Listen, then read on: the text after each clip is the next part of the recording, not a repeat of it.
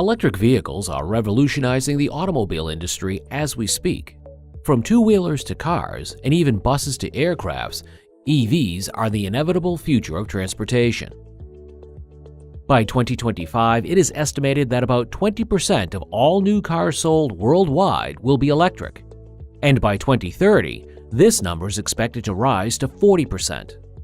Although they are taking over the market right now, there were times in history when EVs were the preferred mode of transportation, but lost out to conventional internal combustion engines, or IC engine cars, for their poor range and heightened costs.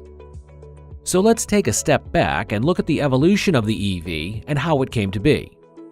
Going back a few centuries, it all started in 1828 when Ányos Jedlik developed a small electric car with an electric motor. Even though his model was nothing like the EVs we have today, it definitely set the foundation for future innovations. Moving on to the 1830s, Thomas Davenport experimented with a DC electric motor and invented a locomotive to run on an electrified track. But it was not until later on in the decade that focus shifted to batteries, when Professor Sybrandas Strating of Groningen developed a small-scale electrical car operating on non-rechargeable batteries. In addition to this, Robert Davidson built an electric locomotive that worked on batteries. Only about 20 years later, in 1859, did rechargeable batteries come into play after the invention of the lead-acid battery by Gaston Plante. Picking up where Plante left off, Camille Foix improved battery capacity, which initiated the manufacturing of batteries on a larger scale. Towards the end of the 19th century, William Morrison developed a functional EV. During this period, many car manufacturers began dabbling in the field of EVs as it appealed to them for having overcome limitations of the IC engine car, like unpleasant sounds, smells, and vibrations, as well as the hand-cranking mechanism. It is these very limitations that drove the IC car to make strides in development. And this did not take long, as the launch of the Model T by Henry Ford in the beginning of the 20th century brought the hype over EVs to a grinding halt. The mass production of these gasoline-powered cars outshined the EVs, with increased ranges, easy availability of fuel, overall affordable pricing, and the introduction of an electrical starter that no longer needed manual hand cranking. As the ownership of EVs exponentially decreased, gasoline-powered cars reigned for the next 30 years. But all good things must come to an end. And this is exactly what happened in the 1970s when the oil crisis came in like a wrecking ball. Fuel costs rocketed and concerns about pollution filled the air. Although these concerns put the spotlight back on EVs, the gasoline-powered cars were so popular by then that it would take a good decade or two for the EV to emerge again. Fast forward a few years to the 1990s when GM released the EV1 and Toyota released the Prius. Nearly a decade later, Tesla released its Roadster in 2008, the first EV with the ability to travel greater than 320 kilometers on a single charge. And this is when the EV made a strong comeback. Car manufacturers started focusing on EVs more than ever, with releases like the Nissan Leaf and the Chevrolet Volt taking center stage. The rule of EVs was intensified by the plummeting cost of EV batteries by 50% in 2010. With EVs like the Tesla Model S in 2012 and Model 3 in 2017, EV sales continued to soar. Luxury car manufacturer Porsche released the Panamera SE Hybrid for 2013. In 2014, BMW released the BMW i3 and i8 in 2014. A few years later, in 2018, Jaguar released the I-Pace. The increasing sales of EVs was clearly demonstrated in 2021 when the worldwide sales of the Tesla Model 3 crossed a whopping 1 million units. Now, if this isn't what you call in demand, I don't know what is. The development of EVs over time has led us to 3 different types now available in the market: the battery EV, the hybrid EV, and the plug-in hybrid EV. All of these run on varying extents of electricity. Battery EVs have rechargeable batteries and are solely powered by electricity. Since they do not emit greenhouse gases, they are not equipped with a tailpipe. On the other hand, Plug-in hybrid EVs run on electricity and gasoline and have the ability to shift between the two as needed. Within their mechanism is a battery to drive the electric motor and a fuel tank to fill gasoline and run an IC engine. So in the case that the battery runs out of charge, you can continue to drive on just fuel, and vice versa. Similar to these, hybrid vehicles are also powered by gasoline and electricity. But unlike the plug-in hybrid EV, the battery cannot be charged directly. Instead, the battery gets charged through a mechanism called regenerative braking, as well as by the IC engine. In both plug-in hybrid EV and hybrid EV, the battery and IC engine work together to maximize performance, bring down fuel economy, and reduce CO2 emissions. And as you can see, the electric vehicle has been through quite a ride. But the ride is just getting started, so stay with us to find out more.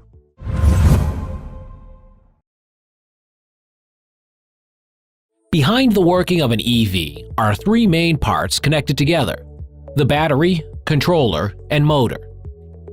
As it is an electric vehicle, all these parts have electricity flowing through them, unlike their IC engine counterparts. And just like any other electrical or electronic device, EVs need a source of power.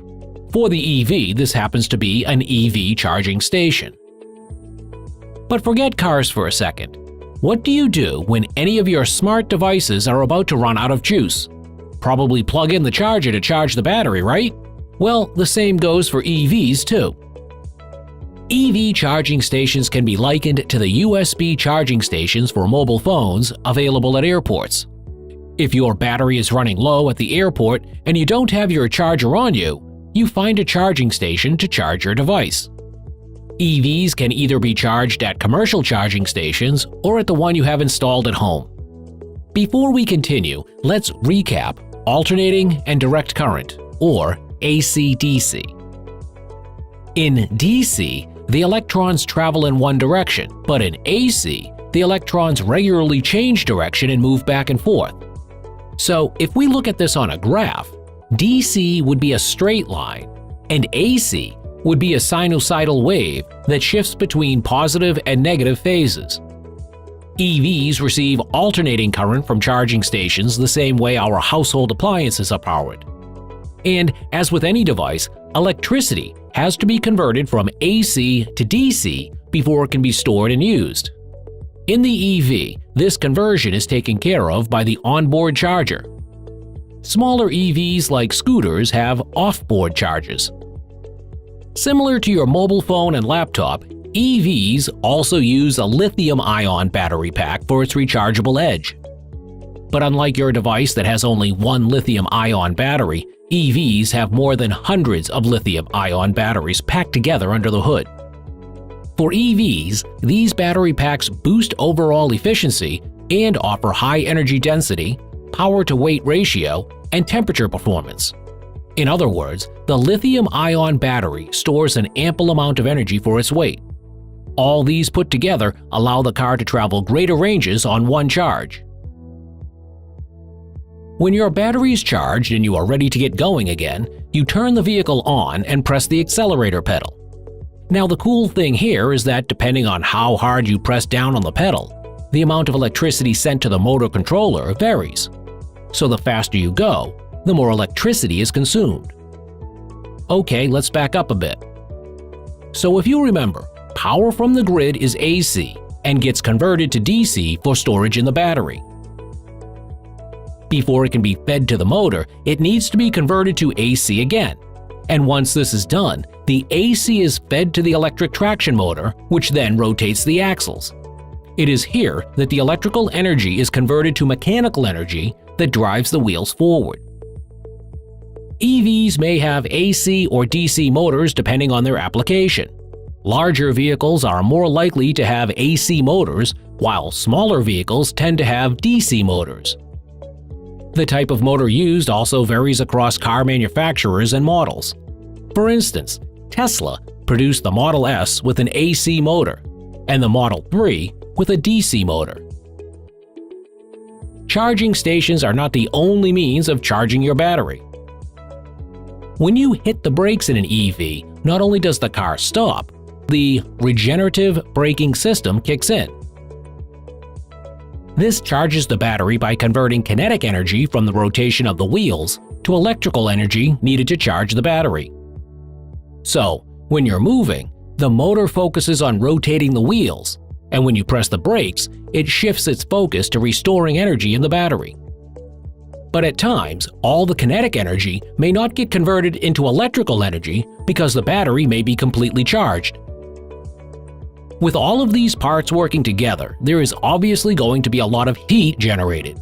Oftentimes, the battery, motor, and controller may overheat due to peak loads of current and outside temperatures. And this is why a battery thermal management system is in place to ensure optimal temperature is maintained for proper functioning. A glycol coolant flows through the pumps inside the circuitry, absorbs heat, and releases it into the atmosphere. As the coolant has high specific thermal capacity, it is able to absorb heat in a small space. When all's said and done, the EV is an efficient machine that is more than just about saving the environment.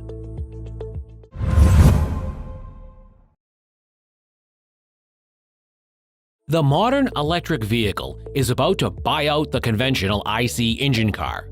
So much so that roads may be fully electric in a decade or two. Although the IC engine car and EV look similar on the outside, their inner workings are anything but the same. And it is these very differences that this video is here to take you through. It all starts with their source of energy. When driving an IC engine car, you would pull up to a gas station to fill petrol or diesel. But for an EV, you would have to stop at a charging station to charge the lithium-ion battery pack with electricity. As the name suggests, for an internal combustion engine car to run, combustion has to take place. And with any internal combustion system is the release of greenhouse gases and noise pollution. On the other hand, EVs are powered by a battery pack and electricity, because of which there is minimal greenhouse gas emission and noise pollution. Even though hybrid and plug-in hybrid EVs are partially powered by fuel, the overall CO2 emission of these is relatively less than that of an IC engine car, which is fully powered by gasoline. Now, hold on. We can't ignore the elephant in the room. Yes, EVs indirectly emit greenhouse gases because the electricity they run on is generated from burning fossil fuels. But at the same time, this amount of CO2 emission does not come close to that released by IC engine cars. Although this difference in energy source sounds like it gives the EVs an edge over the IC engine car, it does come at a cost. While the IC engine car can be filled with fuel in less than 5 minutes, the EV takes an hour or more to fully charge. And in our fast-paced world, the EV definitely takes a hit on this one. The high energy density of fuel in IC engine cars also overshadows the energy density of lithium-ion battery packs. These batteries are packed together and evenly distributed on the floor of the vehicle. Because of this design, the EV's center of gravity is lower than that of an ordinary car's. This in turn provides reinforced stability during collisions and makes the EV a tad safer. However, the regular charging and discharging of these batteries generates a lot of heat, which, if not controlled, can interfere with the operation and safety of the EV. To prevent overheating, a battery thermal management system is in place to ensure optimal temperature and remove excess heat via the radiator. Their IC engine counterparts, instead, have a cooling mechanism to manage the heat of their engine. This difference in heat generation can be attributed to their distinct working principles. In IC engine cars, combustion gives rise to the temperature and pressure needed to move the pistons. This transmission translates to the drive wheel, which in turn turns the tires. All of this mechanical action often causes uneven force and power. But in an EV, the motors turn the drive wheel by a simple three-phase AC input. As the AC power input gets linearly scaled and fed to the motor, the speed and power output is uniform. This also means they have more torque right off the bat when compared to the IC engine car. These conventional vehicles also have a complex transmission system, which means that they require gear shifts to function across different ranges of speed. However, EVs have a single-speed transmission that allows them to work across different ranges of speed. This is because the speed at which you travel is determined by the extent to which the accelerator pedal is pressed. When you take your foot off the accelerator pedal and press the brake, the kinetic energy is transformed into electricity that the battery can then store as charge. But for the IC engine car to be able to do this, it needs a battery and brushless DC motor. And if it isn't obvious by now, the IC engine car has way more moving parts than an EV. As the EV has less parts and just one moving part, which is the motor, maintenance costs are significantly lower. Regardless of EVs coming with a hefty price tag at the time of purchase, they are actually a third cheaper than the IC engine when considering maintenance and travel per mile costs. Now that we have covered the basic differences between EVs and the IC engine car, let's take a look at the pros and cons of EVs. A few advantages of the EV are that they do not require gasoline, and as a result, have minimal CO2 emissions. They are also cost-effective in the long run, easy to drive, and reduce noise pollution. Although minimal noise is supposed to be a good thing, silently moving around on the road may be a safety hazard. On a similar note, let's look at the cons of EVs. And as good as they sound, they do have a few. EVs may not have a strong presence in countries with poor electricity sources, as their usage may hinder electricity needed for daily life essentials. Charging points are also not as easily accessible or available at this point in time. And even when you find one, charging an EV takes more time than filling gas in an IC engine car. And unfortunately, EVs cannot be fully deemed eco-friendly, as their source of electricity may be generated from non-renewable fossil fuels. When deciding whether or not to buy an EV, it may appear to be a luxury investment for many due to the initial price tag. Now, here's our question. Which vehicle would you buy? We'll let you sleep on that for now.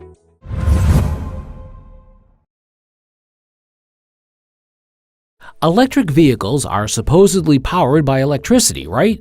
They are electric vehicles after all. But what if we told you that some EVs are partially powered by an IC engine? While battery EVs are fully electric, there are two other partially powered by an IC engine: the hybrid EV and the plug-in hybrid EV. Each type of electric vehicle has its own set of features that appeal to consumers and give them the flexibility to choose which is best suited for them. Here's a look at how each type of EV works. Battery EVs are all electric and solely run on electrical energy from a battery pack. As these EVs do not have an IC engine, drivers do not need to stop at gas stations. Instead, you would have to stop at charging stations to charge the battery pack by plugging it into an external power source. When you're ready to go, pressing on the accelerator will signal the motor to rotate, which in turn makes the wheels go round. Battery EVs, being all electric, have minimal reciprocating parts that reduce their overall cost of maintenance. A few battery EVs you may have come across are the Tesla Model 3, Chevy Bolt, and the Nissan Leaf. Unlike the battery EV that just has a battery pack, hybrid EVs have an electric motor and an IC engine. While the electric motor runs on the battery pack, the IC engine runs on fuel. Both the IC engine and the electric motor work together to propel the car forward. Even though the hybrid EV has a battery pack, it can't be charged by plugging into an external power source at the charging station. So, how would you charge the battery of a hybrid EV if it runs out of charge? Well, this is where the IC engine steps in. Hybrid EVs can charge their battery pack with the IC engine or by means of regenerative braking. There are two further types of hybrid EVs: the fully hybrid and the mild hybrid EVs. Fully hybrid EVs can operate on just the electric motor, IC engine, or a combination of both. The mild hybrid EV, on the other hand, can only operate when the IC engine and electric motor work together. However, the motor can only help out during acceleration because it has a lower power rating than the engine. Common models of hybrid EVs are the Toyota Prius, Toyota Camry Hybrid, and the Honda Civic Hybrid. Similar to hybrid EVs are the plug-in hybrid EVs, which also have an IC engine and electric motor responsible for propulsion. But unlike hybrid EVs, the battery pack of plug-in hybrids can be charged at a charging station, and the fuel tank can be filled at a fuel station. This gives drivers the flexibility of choosing between a charging or fuel station when on the go. So, the battery pack of a plug-in hybrid EV can be charged with an external power source, by the IC engine, or regenerative braking. The cool thing about plug-in hybrid EVs is that they can run on two modes, an all-electric mode and a hybrid mode. In the all-electric mode, the EV is fully powered by the battery pack, and in the hybrid mode, it can be powered by both fuel and battery pack. So, if you drive a plug-in hybrid EV, it generally starts out as all-electric, but changes to the hybrid mode depending on speed and range of travel. It also switches between these modes depending on the charge or fuel available. If the battery runs out of charge, the IC engine will take over and vice versa. These EVs have a smaller IC engine and larger battery pack when compared to the hybrid EV because the electric motor is the prime source of propulsion. This allows plug-in hybrids to run for longer ranges and is preferred by consumers for this very reason. The Chevy Volt, Porsche Cayenne SE Hybrid, and Mercedes S550e are a few plug-in hybrid EV models. When set against the IC engine car, hybrid and plug-in hybrid EVs bring more fuel economy, less greenhouse gas emissions, and fuel costs to the table, all of which, when put together, reduce the carbon footprint of the EV.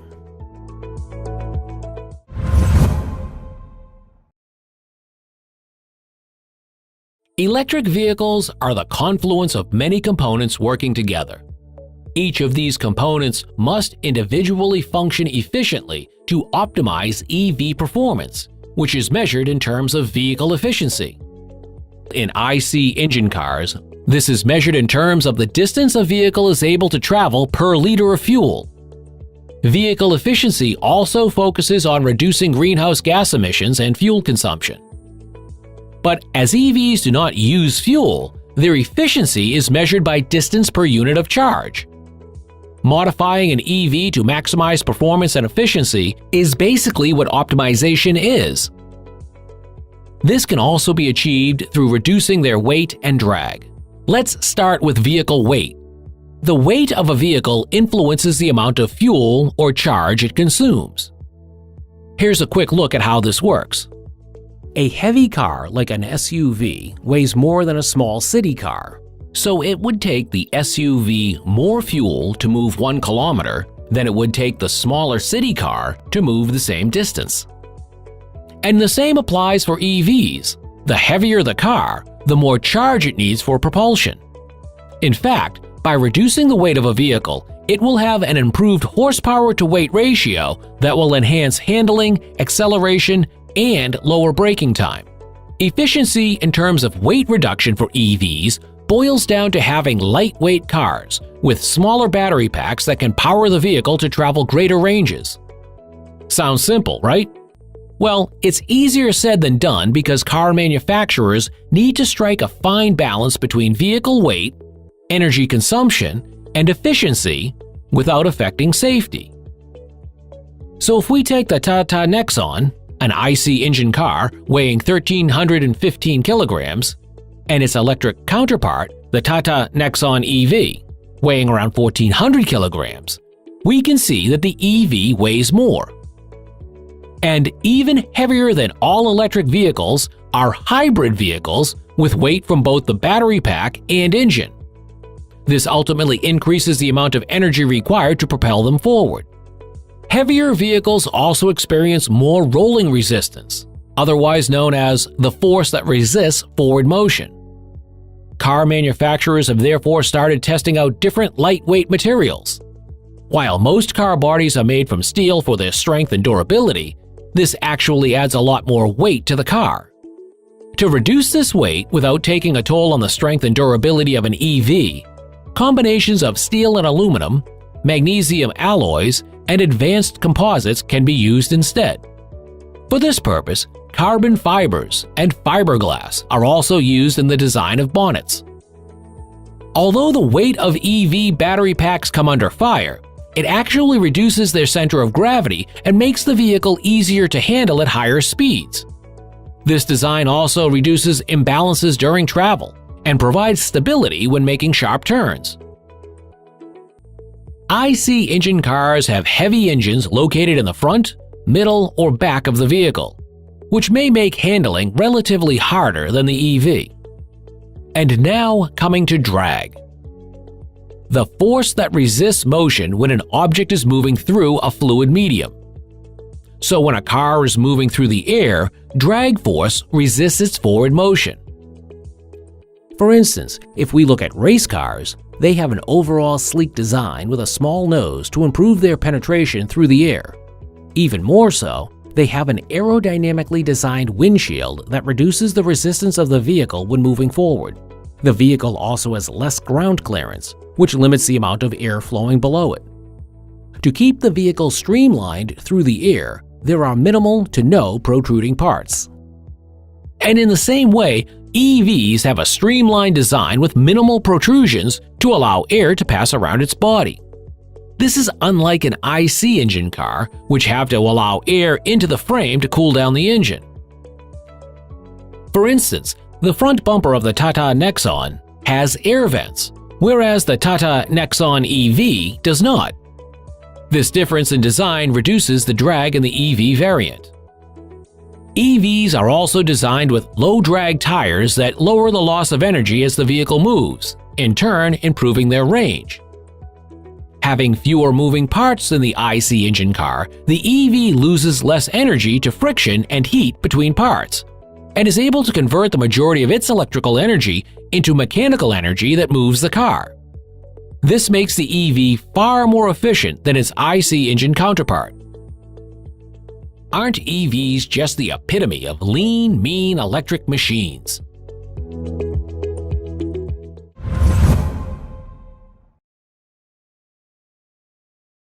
At the core of an electric vehicle's functioning is the electric motor that rotates the wheels.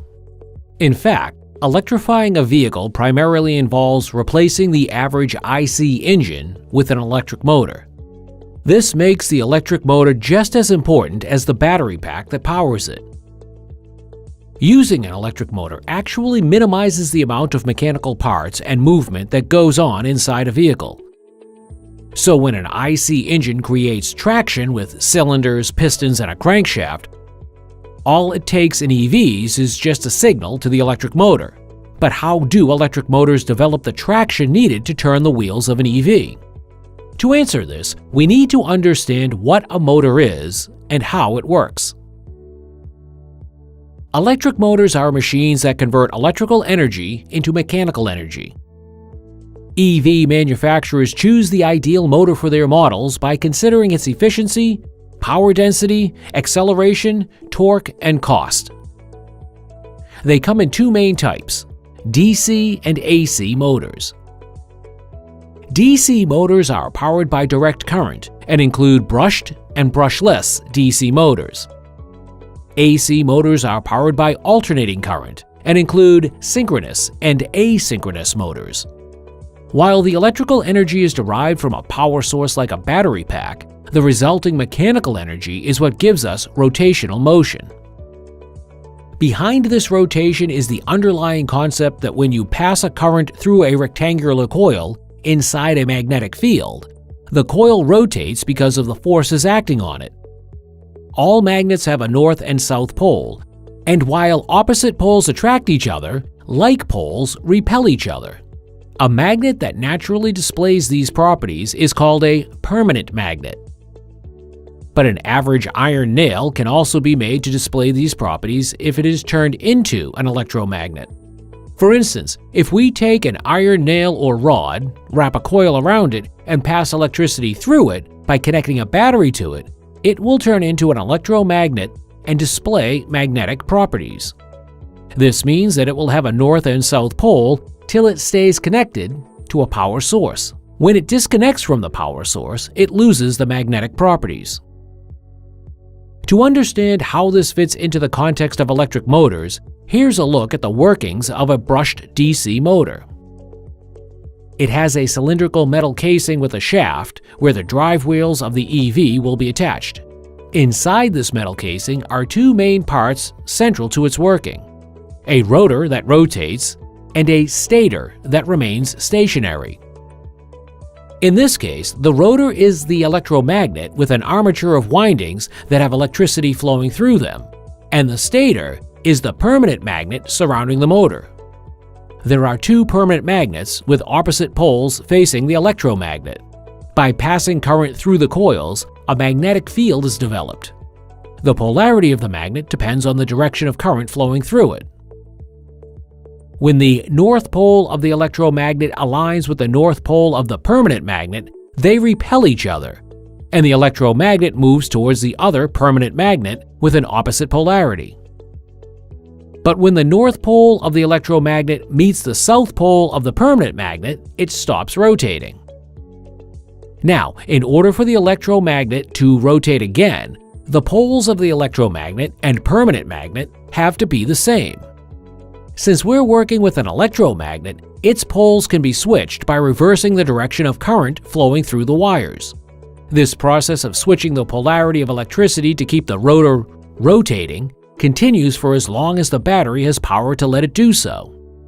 But switching the polarity of electricity by flipping the wires each time would be a tedious task, and this is why brushed DC series motors have a commutator and brush. The endings of the coils from the rotor are each connected to a separate commutator, which is responsible for switching the polarity of electricity. Two brushes act as conductors and provide the commutator with electrical energy. So the flow of electricity in the motor would look something like this. DC series motors have a high starting torque, which makes them ideal for use as traction motors. This gives EVs with DC series motors effortless speed control and a tolerance to sudden rise in loads. But as good as they sound, they do come at a cost, that is, a high maintenance cost and low efficiency because of mechanical parts like the commutator and brush.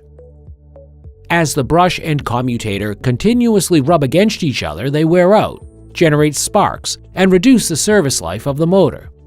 This is why many car manufacturers prefer the brushless DC motor, commonly known as the BLDC motor, over the brushed DC motor. In the BLDC motor, the brush and commutator get replaced by an electronic system, which reduces the number of mechanical parts. This leaves us with just the rotor and stator. BLDC motors have a rotor with permanent magnets on opposite ends and a stator that is an arrangement of coils inside it. When a DC current is given to the coils of the stator, it generates a magnetic field. Here we have three different sets of coils. When coil A gets energized, it generates a magnetic field that gets attracted to the opposite pole of the permanent magnet. But right when the permanent magnet is about to get to coil A, the current to coil A is turned off and coil B is energized. This now makes the opposite pole on the permanent magnet move towards coil B. And just like with coil A, coil B will now get turned off and coil C gets energized. It is this process that repeats itself to keep the motor rotating and turning the wheels of an EV. BLDCs dominate the EV industry with their high efficiency, starting torque, and power density. They are used in the Tesla Model 3. Similar to the power density and efficiency of the BLDC motor is that of the AC permanent magnet synchronous motor. This rotation of the motor is in sync with the frequency of alternating current it receives, making it a synchronous motor. In this motor, the rotor receives a DC input and has a constant magnetic field, while the stator gets a three-phase AC input and has a revolving magnetic field. As opposite poles of the stator and rotor get attracted to each other, the magnetic field of the stator rotates while attracting the rotor.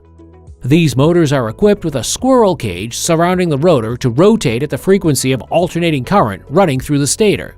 In these motors, the rotor can either be a permanent magnet or an electromagnet, depending on their application.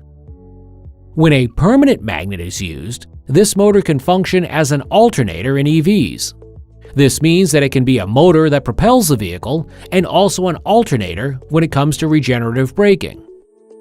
Permanent magnet synchronous motors come with a high power rating, making them ideal for use in high-performance cars.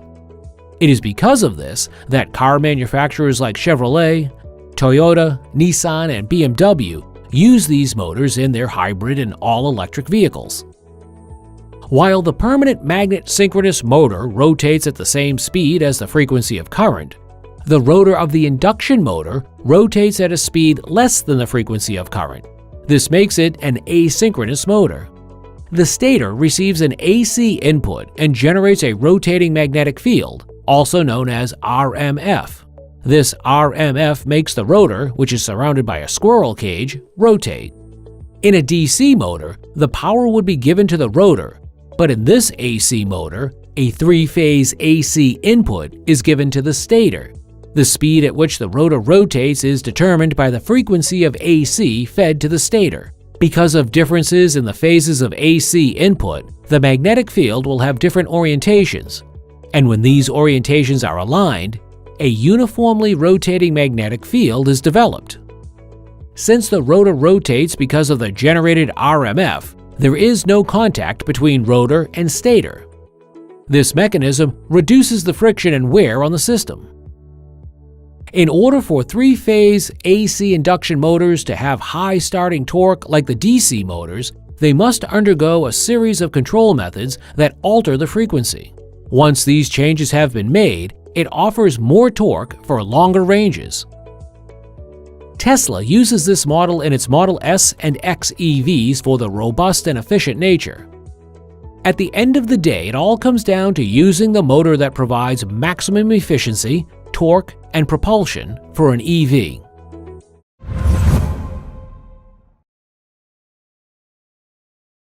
We've all heard that electric vehicles run on electric motors and battery packs. But behind the electric motor is the motor controller that manages the amount of electrical energy sent to the electric motor from the battery pack. In an IC engine car, this function is taken care of by the carburetor that manages the amount of air-fuel mixture that is let into the combustion chamber. But just as it looks, this process involves a lot of heavy gear mechanism that is avoided in EVs by just using the motor controller. Through proper coordination with the motor controller, the electric motor can produce good starting torque that gets the gear to top speeds in just a matter of seconds.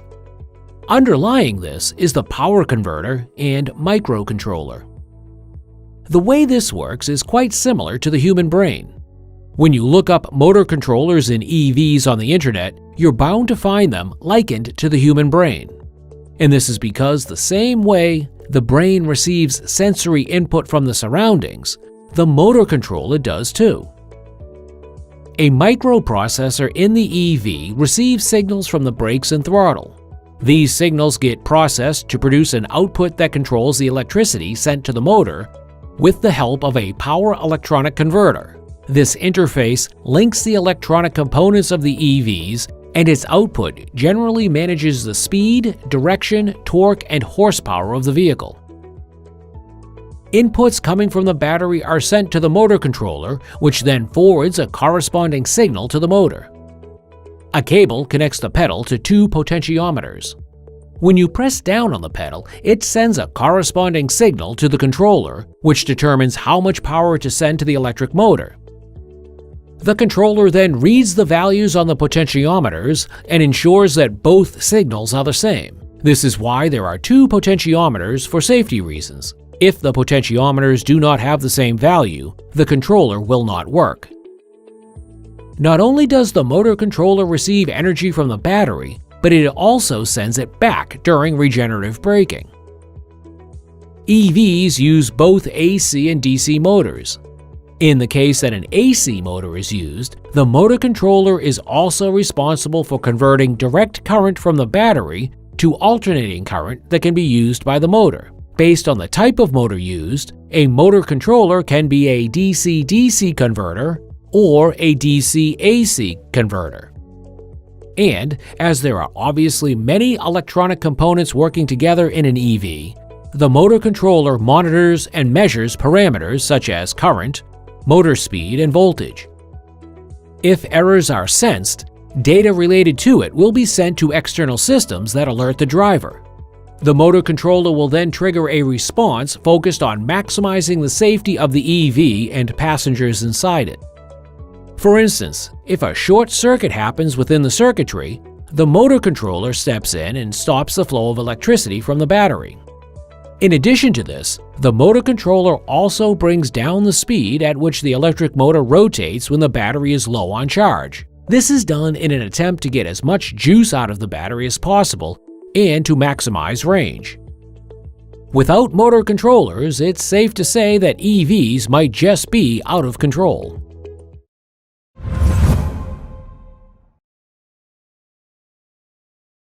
If batteries weren't a thing, mobile phones, laptops, and electric vehicles would probably not be around.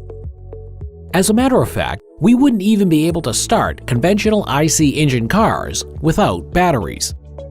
And as technology focuses on enhancing and simplifying the way we live, batteries have become an essential part of achieving this goal. But how do batteries do this?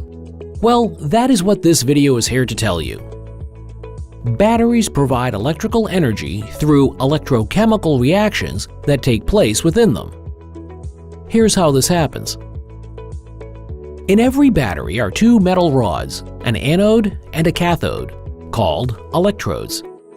They are immersed in a chemical medium called an electrolyte that provides a conductive path for the movement of ions to and from the electrodes. When a circuit with a battery is complete, chemical reactions take place and prompt the flow of electrons through the circuit. Negatively charged electrons travel across the external circuit, and the positively charged ions move across the electrolyte. And it is this flow of charges that provides electrical energy and powers devices in its path. Before we move on, let's clear up a common confusion. While you may have heard batteries and cells being used synonymously, they are actually not the same. While a cell is a single unit of a battery pack, a group of cells connected together is what we call a battery pack. Now, coming to the two main types of cells, primary and secondary cells. Primary cells are non-rechargeable and secondary cells are rechargeable. Common examples of primary cells include dry and alkaline cells used in flashlights, remote controls, and toys. If these primary cells were used in mobile phones, we'd be replacing them each time the charge drained out. And it is to overcome this hassle that secondary cells were developed. Secondary cells are used in mobile phones, laptops, and electric vehicles. Over the course of their lifetime, rechargeable cells go through multiple charge cycles. A charge cycle is the process of completely charging and discharging rechargeable cells. Examples of secondary cells in order of their development are the lead-acid battery, nickel-cadmium battery, nickel metal hydride battery, and the lithium-ion battery. While major manufacturers use lithium-ion batteries to power the motor due to their high energy density, the nickel metal hydride batteries are used in hybrid EVs. To make use of the stored energy, the external circuit has to be completed. In EVs, a starter motor acts as the electrical load and is connected across the two terminals of the battery. As this completes the circuit, the battery begins to discharge. During discharge, the anode is the negatively charged electrode because it is where the electrons are generated. And since the cathode receives electrons, it is a positively charged electrode. When all the charge gets used up, the battery needs to be recharged again using an external power source, which for EVs is primarily a charging station. By recharging the battery, the chemical reactions within it get reversed and restore the electrodes back to their charged state. This is done by reversing the polarities of the two electrodes. The external power source redirects the electrons back to the anode and the positive ions to the cathode. As charging an EV battery at a charging station takes around 30 minutes or more, drivers may opt to go to a battery swapping station, where they can physically swap out their drained battery pack for a fully charged one. There are two types of battery packs used in EVs: the traction and auxiliary battery packs. The traction battery pack powers the motor that propels the EV, and the auxiliary battery pack powers various components like the headlights and infotainment systems. Although lead-acid batteries are rechargeable, their low capacity is not sufficient to power the traction battery pack. Instead, these batteries are used to power auxiliary systems in the EV. An ideal EV battery should have high power-to-rate ratio, greater capacity for longer range, and high specific energy. At the moment, the lithium-ion battery tops the list when compared to the lead-acid battery and nickel-metal hydride battery. While they all provide electrical energy to power the EV, each rechargeable battery uses its own material and medium. In fact, the same type of battery can even have different chemistries. For instance, the lithium-ion battery has 6 unique chemistries with unique properties suited for different uses. EVs commonly make use of lithium nickel manganese cobalt oxide and lithium metal phosphate batteries. Most EV battery packs have thousands of lithium-ion cells covered by a plastic casing with an insulating lid. The casing is divided into many compartments with insulating partitions in between them. Each compartment has cells connected in series or parallel. Cells in a battery are connected in series or parallel depending on the output power required. A series connection is used to improve the voltage range of batteries, and a parallel connection increases battery capacity. In some cases, a combination of series and parallel connections can improve battery efficiency. By combining many cells together, the voltage is increased to the level needed to power the EV. It takes approximately 400 to 800 volts, and sometimes even more, to power an EV.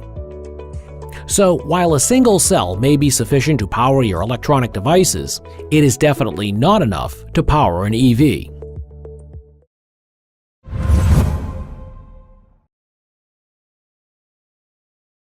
In today's day and age, lithium-ion batteries are everywhere.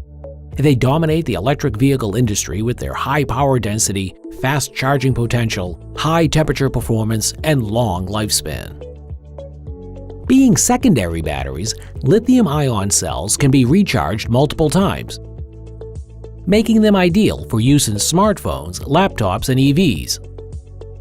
But while there is just one lithium-ion cell in your electronic device, there are more than thousands of lithium-ion cells packed together in EVs to store a greater amount of energy.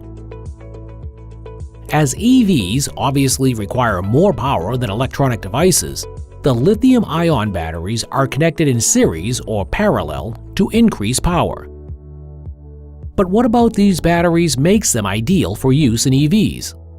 Well, if we find lithium on the periodic table, it is a Group 1 element. And similar to other Group 1 elements, lithium has just one electron in its outer shell. This makes it reactive, as the electron can easily be knocked out of the atom. Combining lithium with other elements has given rise to 6 main lithium-ion battery chemistries. Each of these chemistries vary in terms of their specific energy, specific power, safety, lifespan, performance, and cost. EV manufacturers use these parameters to choose the lithium-ion chemistry that is best suited for their models. Out of all of the chemistries, there are 2 main types commonly used in the market. While some chemistries offer more range, others are safer and cheaper. To explain the chemistry behind the lithium-ion battery, we will use the construction and working principle of a lithium cobalt oxide battery. This battery has an anode made of lithium and a cathode made of cobalt in its oxide state. The lithium in the anode is held in a stable state between the layers of carbon in the form of lithium carbide. The cobalt oxide in the cathode lacks one electron and makes it unstable. When the circuit is closed, the electron from lithium in the anode is pulled towards the cobalt oxide in the cathode to make it stable. In an EV, the external circuit is completed when the starter motor is connected across the battery.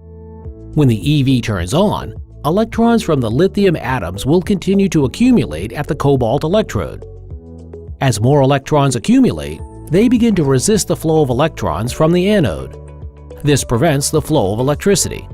At the anode, the positively charged lithium ions get knocked out of the carbon layers and flow across the electrolyte to the cathode. And once they reach there, they join with the electrons and the charge at the cathode balances out. So when all the electrons and lithium ions have migrated, the battery gets exhausted and the cell drains out.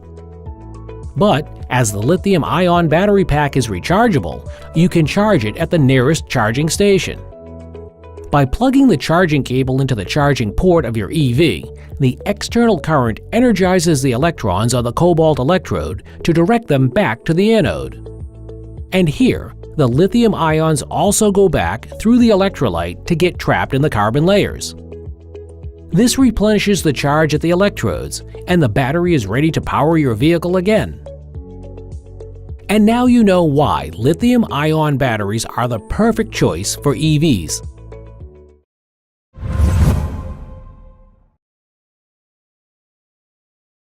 Lead-acid batteries have been around since the 19th century and are in fact the first ever rechargeable batteries known to mankind. It was only after the lead-acid battery that the nickel-metal-cadmium battery was developed. However, due to environmental concerns caused by the cadmium electrode, it was taken over by the nickel-metal hydride battery in the late 20th century. And shortly after this, the lithium-ion battery was introduced in the market.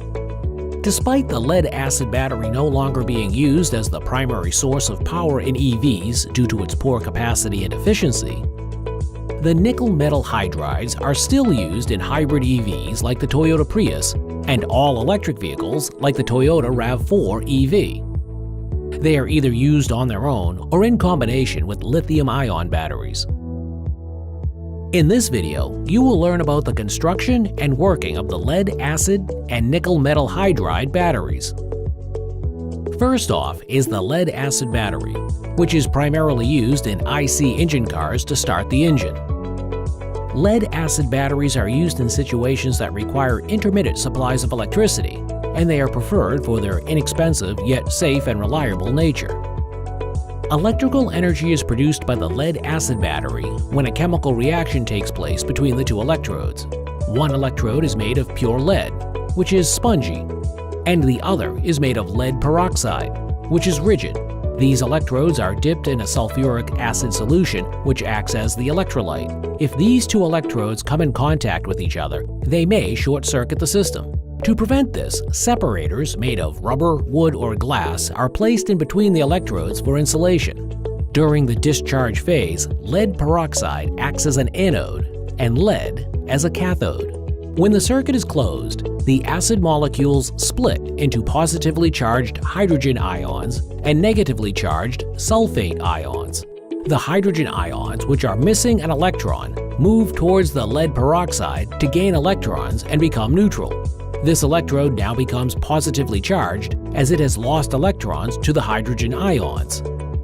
When this happens, the negatively charged sulfate ions in the electrolyte move towards the lead and transfer their electrons to the plate. As a result of these reactions, lead sulfate is formed on both the anode and cathode, leaving white deposits. So, if you pull out the electrodes and find white deposits on them, you will know that the battery was used. Now there is an imbalance of charges at the two electrodes. To neutralize the charges, the excessive negative charges on the lead plate move along the external circuit to the lead peroxide plate, thus generating electricity. Reactions that happen during the recharge phase are the exact opposite of those that happen during the discharge phase. When recharging the lead-acid battery, the connections are reversed, and this causes the hydrogen and sulfate atoms to get ionized again. They move towards the opposite electrodes, and the battery is ready to supply electricity. Lead-acid batteries are classified as either flooded or sealed batteries. Flooded lead-acid batteries are widely used in the automotive industry today. They are called flooded batteries because the acidic electrolyte solution is free to flow around the battery casing. Oxygen and hydrogen gases produced during the discharge phase are released via openings in the casing. Since there's a chance that the acid can leak from these openings, they have to be positioned strategically. Moreover, water can evaporate from the electrolyte solution due to the heat generated from the chemical reactions. This is why distilled water needs to be refilled in the battery at regular intervals. Sealed lead-acid batteries, on the other hand, have a completely enclosed casing. The electrolyte is in a gel state rather than a liquid state to prevent leakages. The oxygen and hydrogen gases produced combine to form water. This water is used to keep the gel from drying up. However, a cleverly designed vent is installed for the excess hydrogen to be released. If this hydrogen gets trapped within the housing, it may ignite due to high temperatures. And for this very reason, it is called a valve-regulated lead-acid battery, or VRLA. Lead-acid batteries lose out to lithium-ion batteries because of their poor performance in cold temperatures, low energy density, lifespan, and range. It is these very limitations that put the nickel metal hydride battery in the lead in the automobile industry. Nickel metal hydrides have a cylindrical casing with a metal hydride anode on one side, a nickel cathode on the other side, and a potassium hydroxide electrolyte. When the anode and cathode are dipped in the electrolyte solution, electrons are lost and gained at the respective electrodes via the external circuit. During the recharge phase, the reactions are reversed, and the charges get restored when the ions recombine to form the metal hydride and nickel. But why do some car manufacturers still opt for the nickel metal hydride battery when the lithium-ion battery is around? Well, when compared to the lithium-ion battery, the nickel metal hydride battery can actually withstand extreme ranges of weather conditions, making it all the more resilient. So there you have it, the basics of the lead-acid and nickel metal hydride batteries. While they may be considered archaic battery technologies, they are still around and serving their purpose in the EV industry.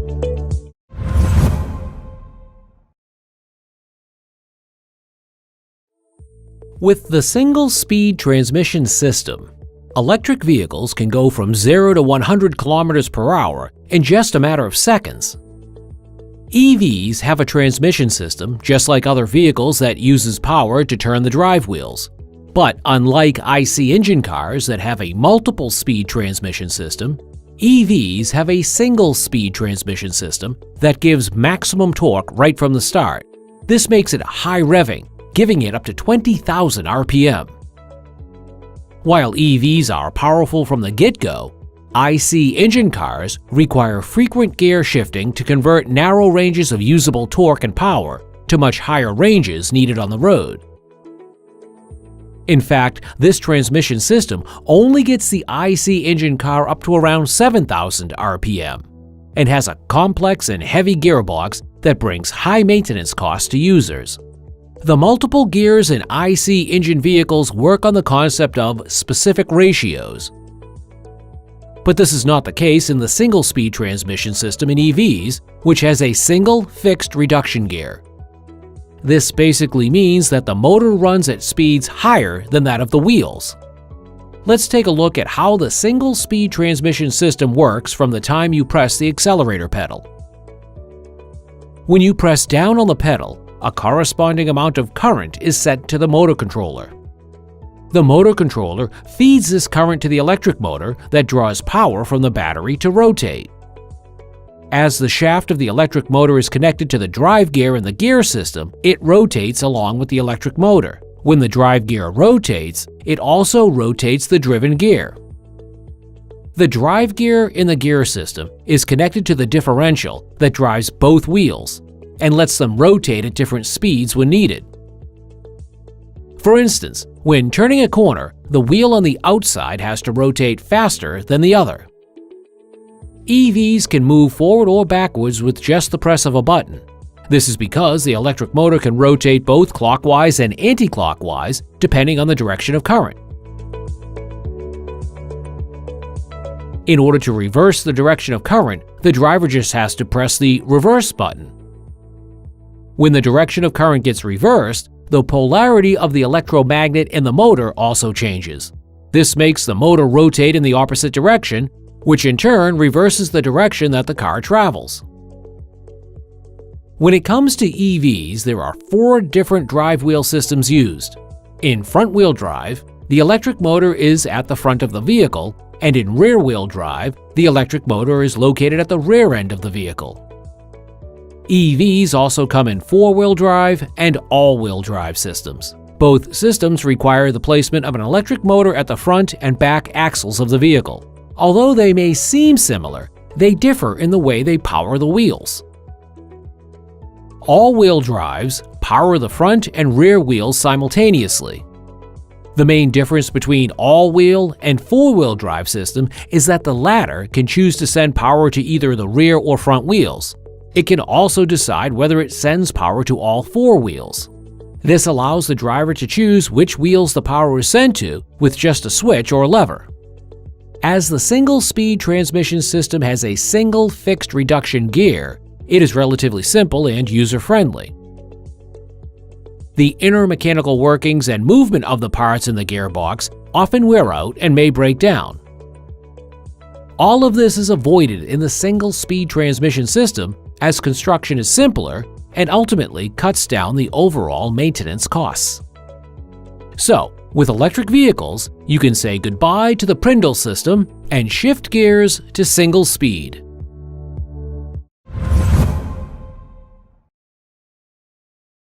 Batteries, motors, and converters are all things we hear about when it comes to the electric vehicle. But it is the chassis of the electric vehicle that actually brings these parts to life. While the chassis supports the load of structures, passengers, and systems in all vehicles, the role of the EV chassis goes a step further. This is because all the components are built in and integrated into the chassis, making it a self-contained platform. If you've ever seen what the chassis looks like, it's pretty much similar to a skateboard, with a platform and wheels on 4 corners. And this is why the chassis used in electric vehicles is called a skateboard chassis. This platform offers a base structure for the motor, batteries, wiring, and other electrical components to be mounted on. For instance, models of Tesla, as well as the Mahindra E2O, are designed with a skateboard chassis to efficiently accommodate the power components. In fact, the skateboard chassis is a universal chassis configuration adopted by EV manufacturers that lets them build their own variation with the base design. The chassis can be scaled to fit different sizes and be fitted with a range of vehicle bodies. This saves the time manufacturers spend developing a chassis for each model from square one. There are, however, a few vehicles like the Tata Nexon that do not use the skateboard chassis because they swap out the conventional IC engine with EV components instead. This does not change the mechanical structure or chassis of the EV. But by using a skateboard chassis, space efficiency can be improved because having the components mounted on the platform minimizes the amount of space they take up. This offers more room for passenger space in the vehicle. While the battery pack is equally distributed along the chassis of the vehicle, the electric motor is placed at either or both ends of the vehicle, depending on the drive configuration. This distribution of the EV battery pack along the platform of the chassis lowers the vehicle's center of gravity improves handling, and provides more stability during collisions. Placing the battery pack at either front or rear ends of the vehicle will increase the load in one specific location of the chassis and shift the center of gravity towards that location.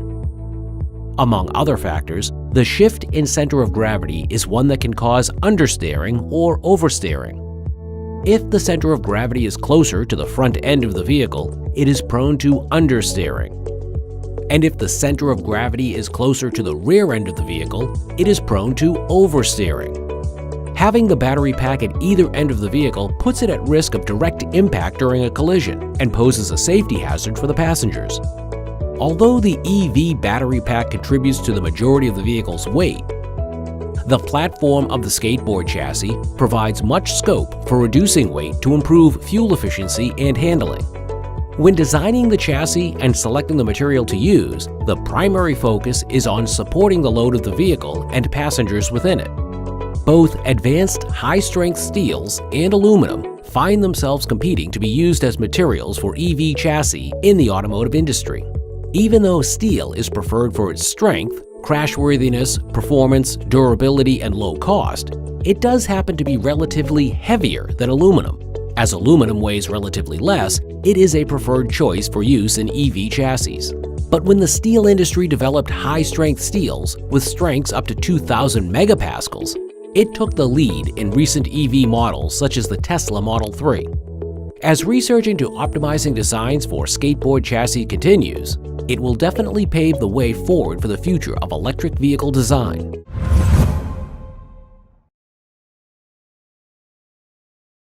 Electric vehicles are a combination of electronic and electrical components working together. They have a constant flow of electrical energy and information through the many wires that connect these components.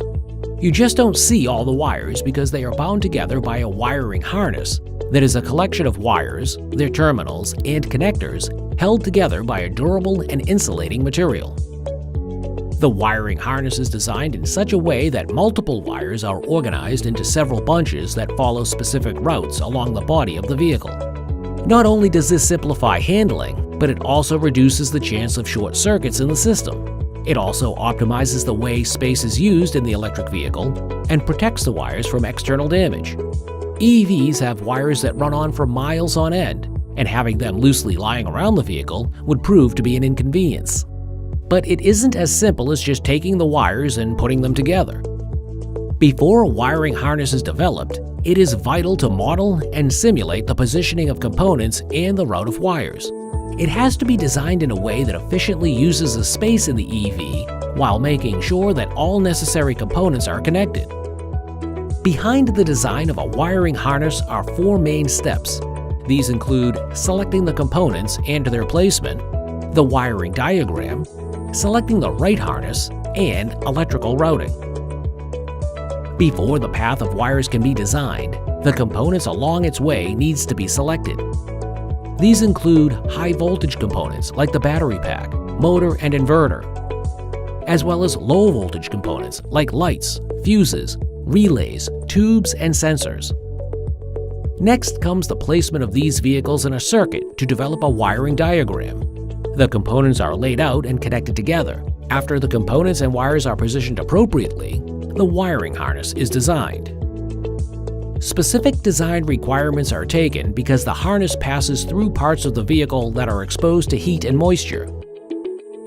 The 3D design of the wiring harness gets converted to a 2D diagram through a process called flattening. Flattening provides accurate measurements and manufacturing specifications that can be used by manufacturers. And last is electrical routing, where the course of the wiring harness through the EV is visualized. The flattened diagram tells us the path the wires run through the vehicle and the length of the harness needed. This is called routing and makes sure that all components are connected without interfering with each other. It also assembles the path in which electricity will flow through the components to minimize complexity caused by the wiring harness running through the vehicle. The design of a wiring harness takes the difference between high and low voltage systems into account. High-voltage wiring harnesses are used for DC voltages beyond 250 to 750 volts, and low-voltage wiring harnesses are used for DC voltages less than 250 volts. A high-voltage wiring harness connects components that work on high voltages, like the battery, motor, and inverter of an electric vehicle together, as they are a part of the high-voltage system.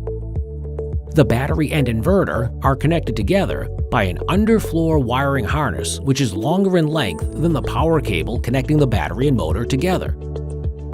In order to prevent interference caused by electromagnetic noise, both harnesses require shielding, as the underfloor harness has protectors to shield wires from external damage. Each component is connected by two wiring harnesses to split the load. In the electric vehicle, the wiring harness begins at the charging port where you plug it into the charger. It then goes on to the onboard charger that converts AC to DC. And from here, the wiring harness goes to the rapid splitter. The rapid splitter plugs into the battery pack and is also the point where the connection splits into two routes. While one route goes to the motor supply, the other goes to the high-power distribution module. As the motor is responsible for acceleration and deceleration, the motor supply route is connected to the transmission. The high-power distribution module is connected to the air compressor, battery heater unit, DC-DC converter, and the positive temperature coefficient cabin heater. While the high-voltage system connects these components, a cell or module from the high-voltage battery pack powers the components of the low-voltage system. The DC to DC converter brings down the high voltage from the battery pack to a lower voltage level that can be supplied to the auxiliary electronic systems. This converter connects to a 12-volt lead-acid battery. The total load is shared between the lead-acid battery and the DC to DC converter. From here, electrical energy flows to each individual component of the low-voltage system, such as the headlights, taillights, and wipers. A primary difference in the wiring harness of EVs and IC engines is that the EV has a high-voltage system with many wires. Each vehicle model has its own wiring harness configuration. Since the wiring harness system is made by hand, it comes at a high cost. They also prevent safety hazards caused by exposed wires and disorganized circuits. So, having an organized wiring harness keeps the electrical energy flowing through the system in a safe and efficient manner.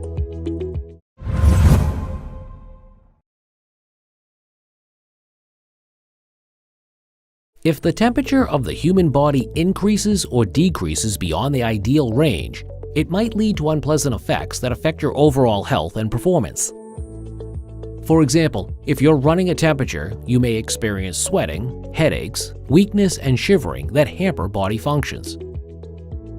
And the same goes for when you're cold, but instead of sweating, the body shivers in an attempt to increase temperature back up to the normal range. Unwanted effects of temperature fluctuations are not limited to just the functions of the human body. The performance of an electric vehicle is also put to test when the temperature of the battery pack, electric motor, and motor controller go beyond their normal operating range. Similar to the way the human body monitors and manages temperature, EVs are equipped with a thermal management system, or TMS, that is designed to monitor and control the temperature of the battery, motor, and motor controller. When electricity flows through batteries during charge and discharge, it generates heat because of electrical losses. If this heat is not managed and eliminated appropriately, it may limit the performance of the EV or pose a safety hazard to passengers inside it. And just like how our bodies need an ideal temperature range to feel and function well, batteries also have a range at which they demonstrate optimal performance. In fact, if their temperature goes above or beyond this range, it may lead to cell degradation. The battery pack may also be prone to thermal runaway, where the amount of heat developed inside the battery crosses the amount of heat released to the surroundings. Over time, this heat accumulation can damage the battery. When the temperature of the battery is managed, the overall health of the battery can be preserved. This in turn helps the EV achieve maximum range and performance. While thermal management is essential for the battery pack, the TMS also ensures that the temperature of the electric motor and motor controller are maintained within the optimal range. If the temperature of these parts rise, they are prone to catching on fire, which stops the working of the system. And if the motor in an electric vehicle stops working, the EV ceases to move.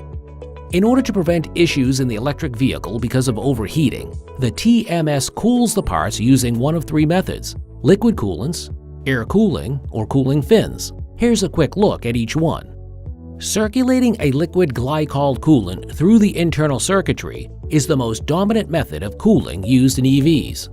Many car manufacturers like Tesla, BMW, Chevrolet, Audi, and Jaguar employ this method. The entire cooling loop is connected in series. It starts off cooling the battery pack, moves on to the motor, and then the electronic systems. When going through the battery pack, glycol from the reservoir passes through the tube surrounding each of the cells. The tube snakes between the cells to maximize the amount of contact between them. As it moves along the cells, it absorbs the heat generated by them and dissipates it to the air through the radiator. For cooling the motor and motor controller, a coolant-to-oil heat exchanger passes oil through the grooves in the stator of the motor. This system also absorbs the heat and releases it via a radiator into the air.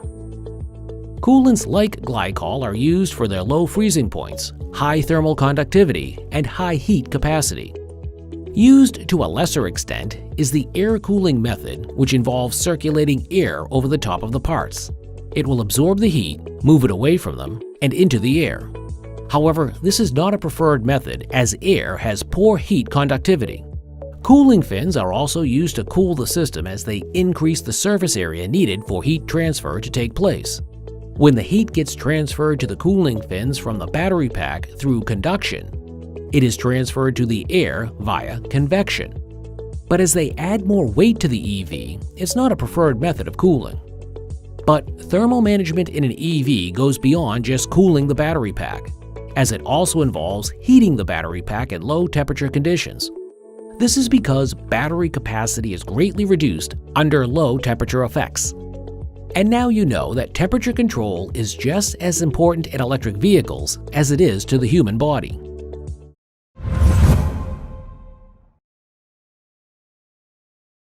We've all heard this at one point or another.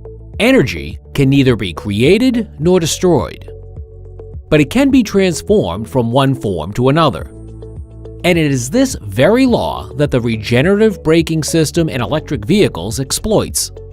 When the brake is pressed, the regenerative braking system converts kinetic energy, generated by the movement of the car, into electrical energy that can be stored in the battery.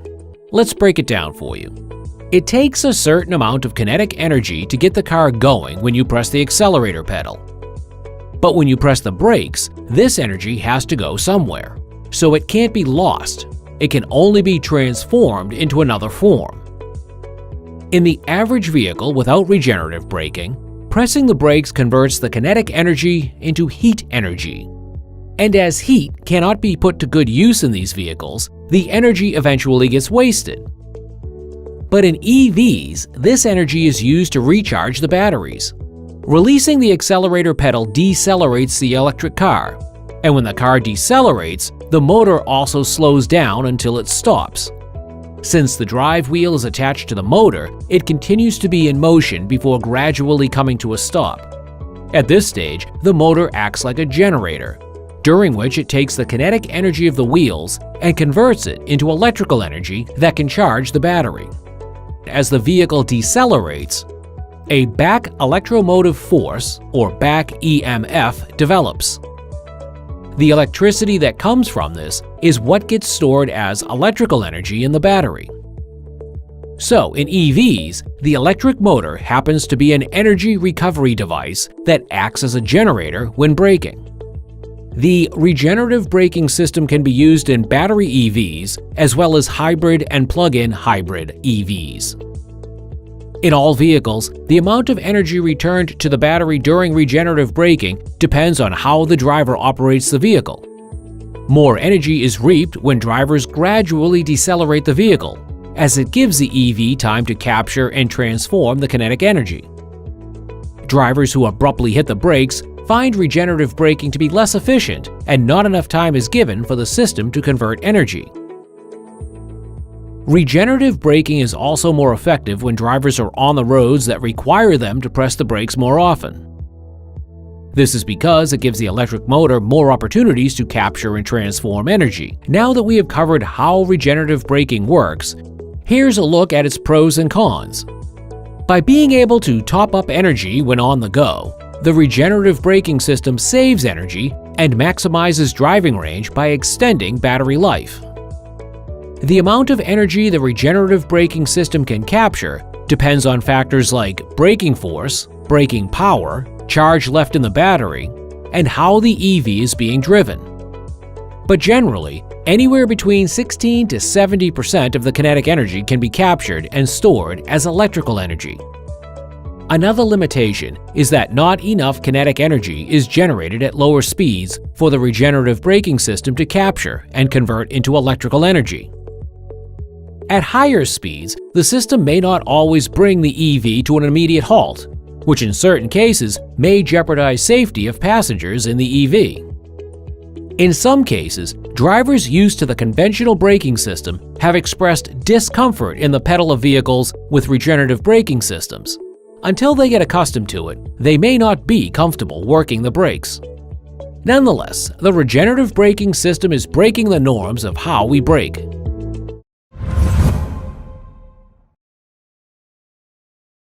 From analog watches to smartwatches, and IC engine cars to electric vehicles, advancements in technology are endless. Technology has found its way into almost all aspects of modern life, making it just that much faster and smoother. In the automobile industry, technology is changing the way we accelerate, brake, and steer cars.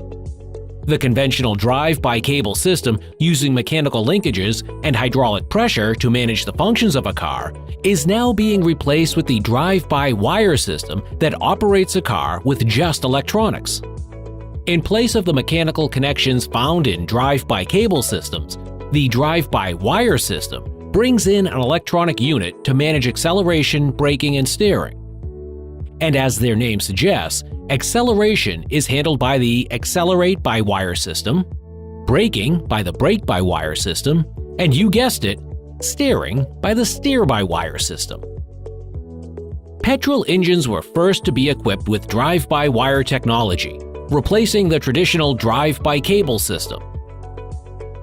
In a drive-by-cable system, the accelerator pedal is connected to a cable, and the other end of the cable is attached to a valve that opens or closes to draw fuel in. Depending on how much you push the accelerator pedal, the corresponding amount of fuel is taken in and ignition is initiated. Upon release of the accelerator, a spring mechanism shuts the valve. But since this involves more mechanical movement, it takes relatively more time for the valve to respond to user input. The same job, when performed by drive-by-wire systems, uses sensors and actuators. While sensors provide inputs, actuators provide outputs. So when you push the pedal, a sensor beneath the accelerator gets activated and signals how much the valve should open. At the end of this setup is an actuator that activates the mechanical system. This makes the input and output process mechanical, with an electronic system in between. While many cars still use the drive-by-cable system, the accelerate-by-wire system is extensively used in electric vehicles these days. In EVs, pressing the pedal activates the sensor, which then sends a corresponding voltage to the motor control unit, or MCU. Voltage sent to the MCU increases as you press harder on the pedal. Since the extent to which the pedal is pressed is proportional to the electricity supplied to the motor, there is greater harmony between the accelerator and the torque produced. When we hit the brakes in the drive-by-cable system, pressure gets magnified by a hydraulic brake booster, which then sends it to the brake calipers. The brake-by-wire system removes the direct connection between master cylinder and brake pedal. In vehicles with electro-hydraulic brake-by-wire systems, the hydraulic calipers are activated through sensors, based on how much the brake is pushed. The MCU decides how much braking force is needed at each wheel.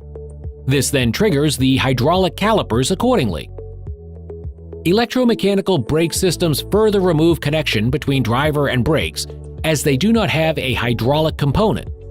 They solely rely on sensors to determine how much braking force is needed. In place of the force being transmitted by hydraulics, the actuators trigger the brakes in each wheel. In brake-by-wire, electrical systems are coupled with hydraulic and mechanical systems because regulatory constraints do not allow the production of fully drive-by-wire systems, as other linkages must be present to take over in the case that electric systems fail. So far, we've covered how the drive-by-wire system accelerates and brakes a car. Now let's go over how it steers a car. In traditional drive-by-cable designs, a rack and pinion steering gear system is used. So when the driver turns the wheel, a proportional turn reflects in the steering wheels. Vehicles with the steer-by-wire system have no connection between tires and the steering wheel. Instead, when the driver turns the steering wheel, a corresponding signal is sent to the MCU that then conveys the message to the electric motors. Now, you may wonder why we need an alternative to the traditional drive-by-cable system. Well, the drive-by-cable system, with many mechanical linkages, starts to wear off over time and becomes less responsive. It requires more maintenance and makes the car heavy. By activating mechanical parts of a car with the drive-by-wire system, we can reduce the number of moving parts in the vehicle, making it easier to maintain. Even more so, drive-by-wire facilitates uniformity between driver input and vehicle output, providing us with a smooth user experience. Now, the cool thing here is that depending on how hard you press down on the pedal, the amount of current sent to the motor controller varies. So if you put the pedal to the metal, more current is sent to the motor controller and the faster you go. As the drive-by-wire system is simple to use, it is considered a reliable system when compared to drive-by-cable. It is these very advantages that drove automotive companies like Tesla, Fiat, Volkswagen, and BMW to implement parts of the drive-by-wire technology for their vehicles. Imagine charging your electric vehicle beyond its limit and later finding out that the battery pack has been damaged.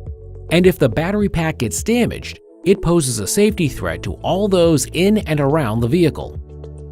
It is to prevent hazards like this that electric vehicles have a battery management system, or BMS, to keep them in check.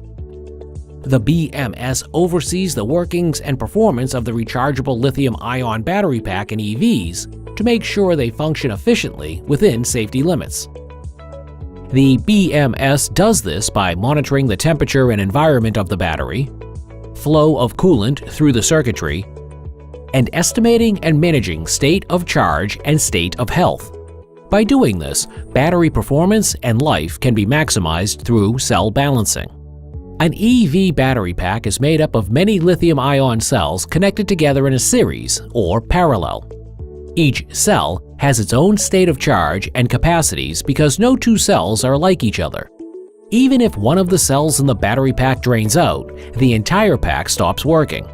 Cells that drain out first curb the energy potential of the entire battery pack, and this is why the energy has to be equally distributed or balanced among the cells. Cell balancing redistributes the energy available in a battery pack consisting of many cells in a circuit. By doing so, the energy and lifespan of the cells is improved.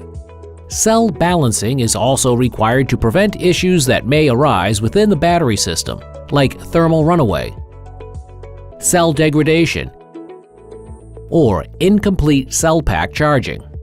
Since lithium-ion batteries are sensitive to overcharging and discharging, they are prone to thermal runaway, where the amount of heat generated within the battery crosses the amount of heat that can be released.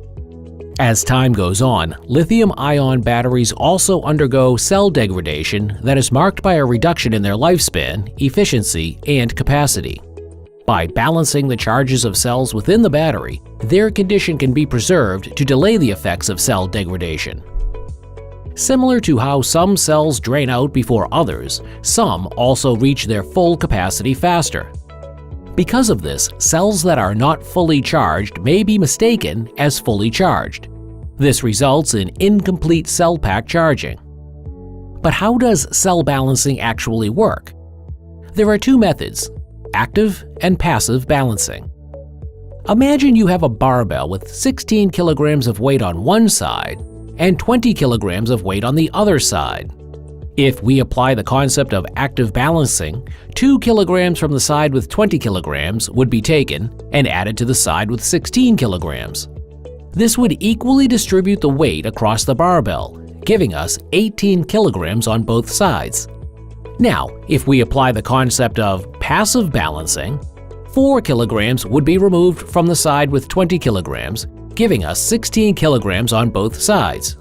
In both active and passive balancing, we have equally distributed the weights. So in terms of cells, active balancing transfers energy from a cell with more charge to a cell with less charge in order to equalize the charge within the battery pack.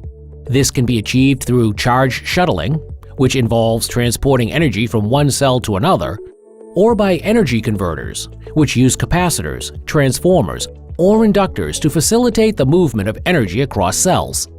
On the other hand, passive balancing is when charge is drained from the cell with more charge and dissipated in the form of heat. This is done by adding a resistor to the circuit. Active and passive cell balancing have their own set of pros and cons. Active balancing does enhance the performance of the cell. Passive cell balancing is cheaper than active cell balancing, but this method has poor efficiency in transferring energy. Since cell balancing equally distributes the state of charge across cells, here is a quick overview of what it is. On every mobile phone is a battery symbol with a percentage next to it. And this percentage actually represents your phone's state of charge, which is nothing but the amount of energy left in your phone's battery. EVs also have a battery gauge which indicates how much charge is left in it.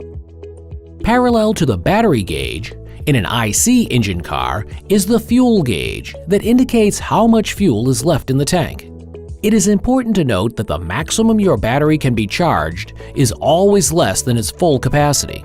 Cells are configured this way to improve the lifetime and performance of the battery. Batteries, just like humans, age and deteriorate over time. And just like we monitor our health, it is important to monitor a battery's state of health. However, through repeated cycles of charge and discharge, their condition declines over time. The state of health of a battery is determined through comparing its current condition with its optimal performance. Lithium-ion batteries used in EVs are no exception to the effects of degradation. Ergo, the BMS evaluates the state of health of the battery pack and reports on its status to prevent pitfalls in EV performance. As lithium-ion batteries generate a lot of heat, the BMS monitors temperature fluctuations to ensure they stay within the optimal range. If the temperature goes below or above this range, EV performance is likely to be affected. During intervals of high temperature, the BMS activates the cooling system. Monitoring the temperature of an EV battery pack is also essential for the safety and comfort of passengers within the vehicle. So in a nutshell, we can't have a battery pack without a BMS.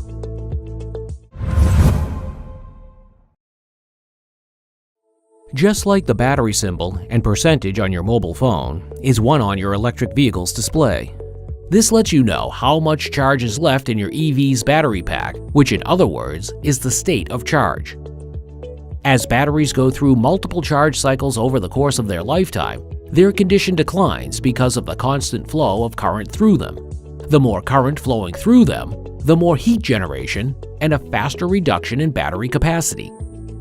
This is why the battery on your mobile phone can't store charge for long durations as it ages, because of which you end up charging it more often.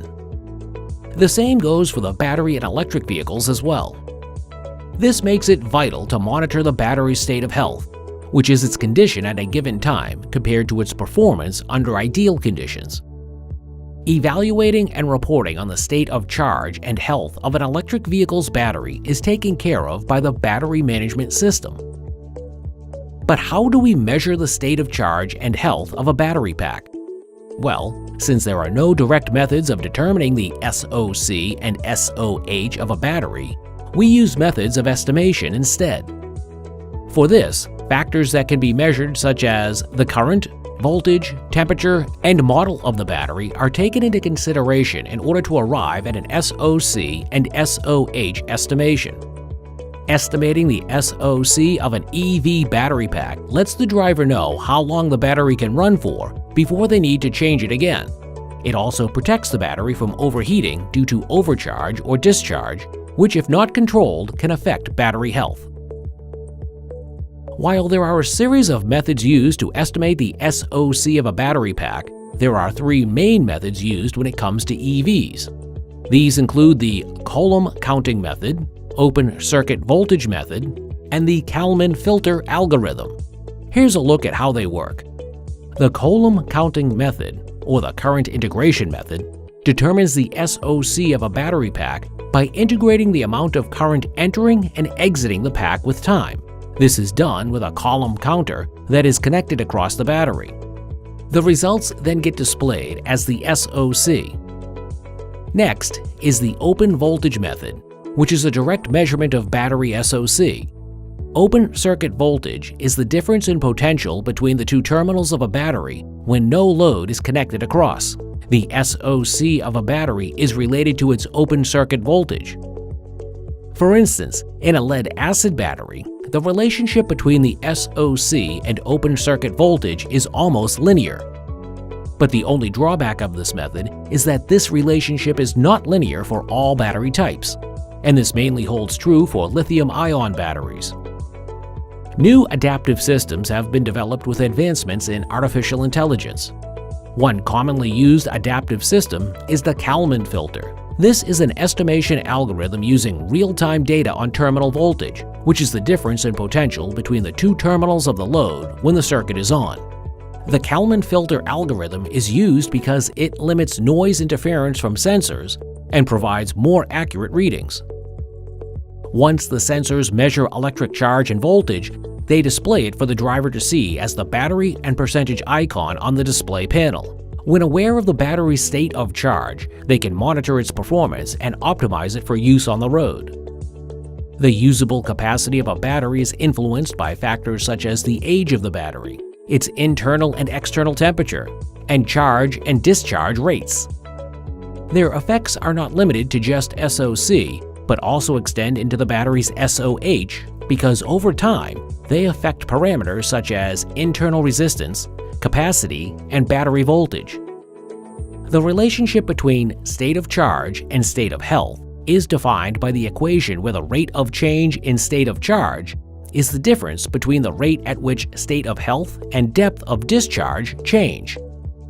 Here, depth of discharge is just how much charge has left the battery. This is the inverse of the SOC. So, if your electric vehicle has 60% charge left, 60% corresponds to the SOC, and the 40% that left the battery corresponds to the depth of discharge. Unlike SOC, which has methods of estimation, the SOH of a battery does not. Instead, the battery management system in EVs makes use of a series of physical parameters such as internal resistance, voltage, and capacity to determine the health of the battery pack. In a brand new EV, the state of health should ideally be 100%, but with usage over time, this percentage is inclined to decrease. The battery of an average electric vehicle offers 300 kilometers of range on one charge and is expected to last a good 10 to 20 years before needing replacement. So, getting the most out of your battery is about more than just charging it.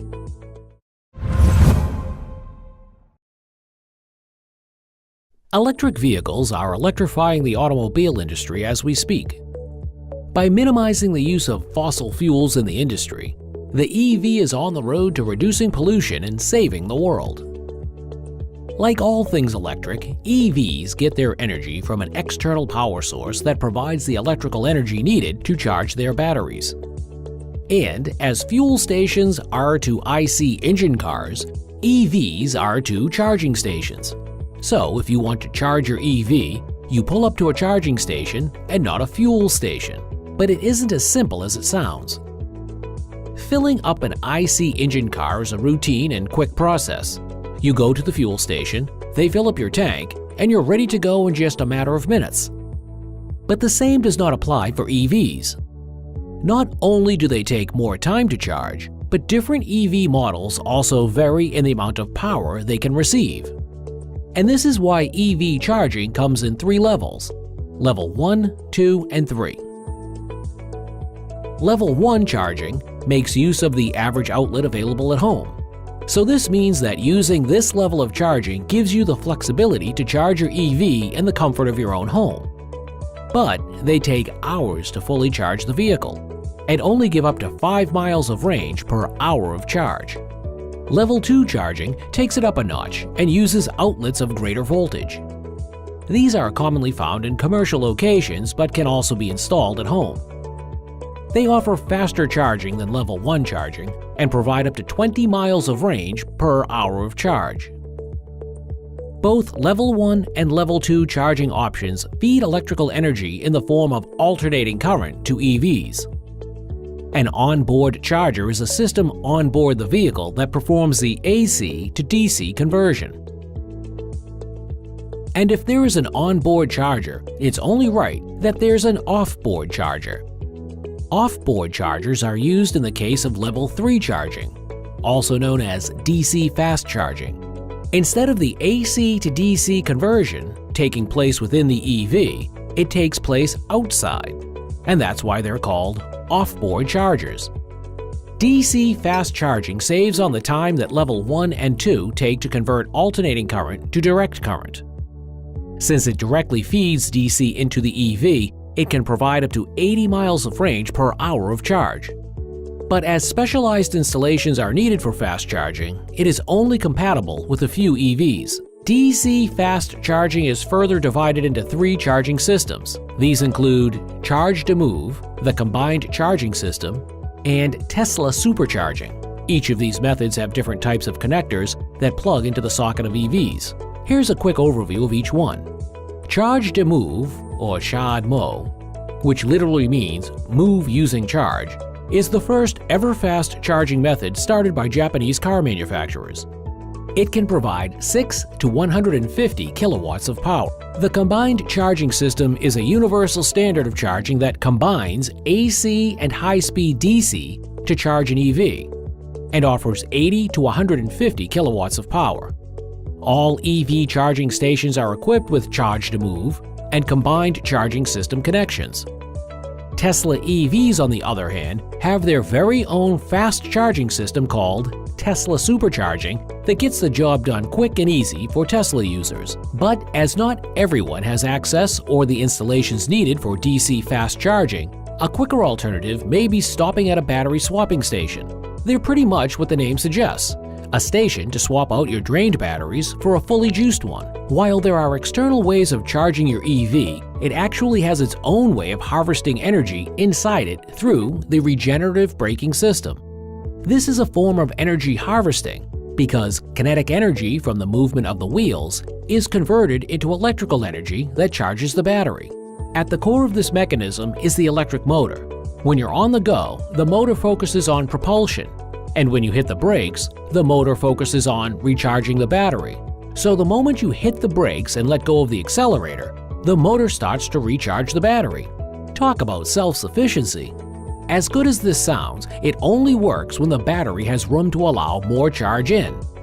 If the battery is at maximum capacity, it will not accept any more charge. Now imagine a world where you could charge your EV by just driving on a road or when parked at a parking lot. This is actually just wireless charging that you've probably come across before. If not for an EV, wireless charging is common for mobile phones. All you do is place your mobile phone on a charging pad that uses electromagnetic induction to charge the device. This same principle works for EVs too. Although not quite as common yet, EVs can also be wirelessly charged. All you have to do is park your EV on top of a coil system that is built into a space like a garage, parking lot, or even the road. And while this may sound like a futuristic concept, it might just become reality and switch up the EV charging game.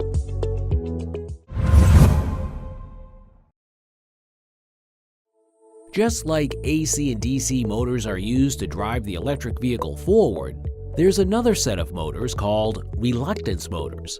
Even though all these motors have the same function, their working principles are anything but the same.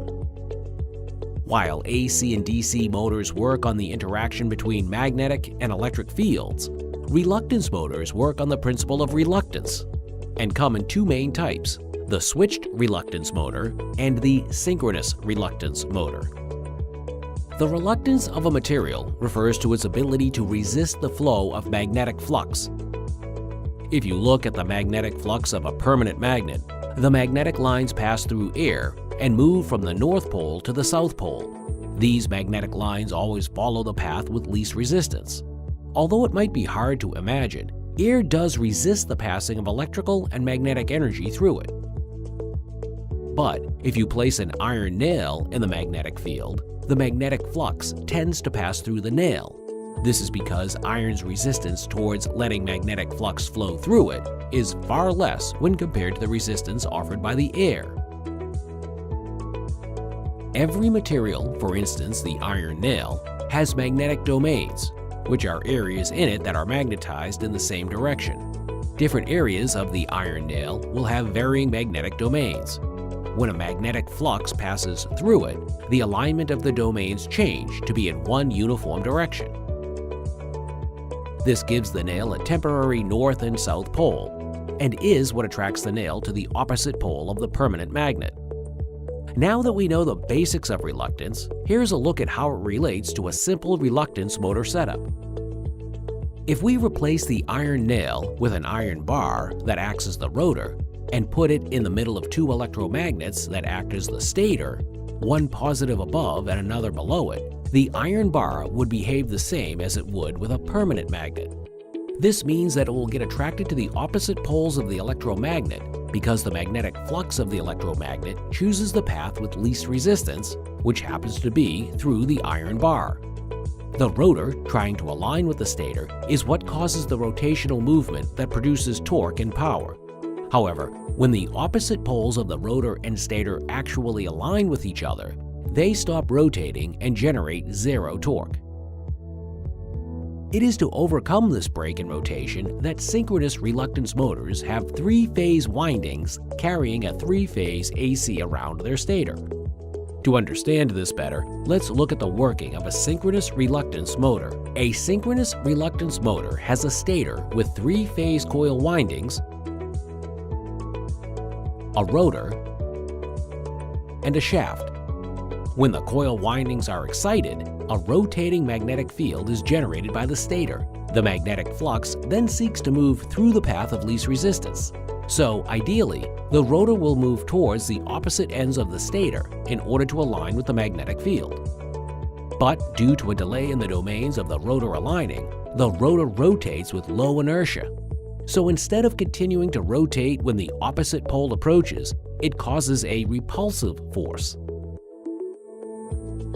In order to overcome this delay, the speed of the RMF can initially be reduced to give the rotor time to catch up.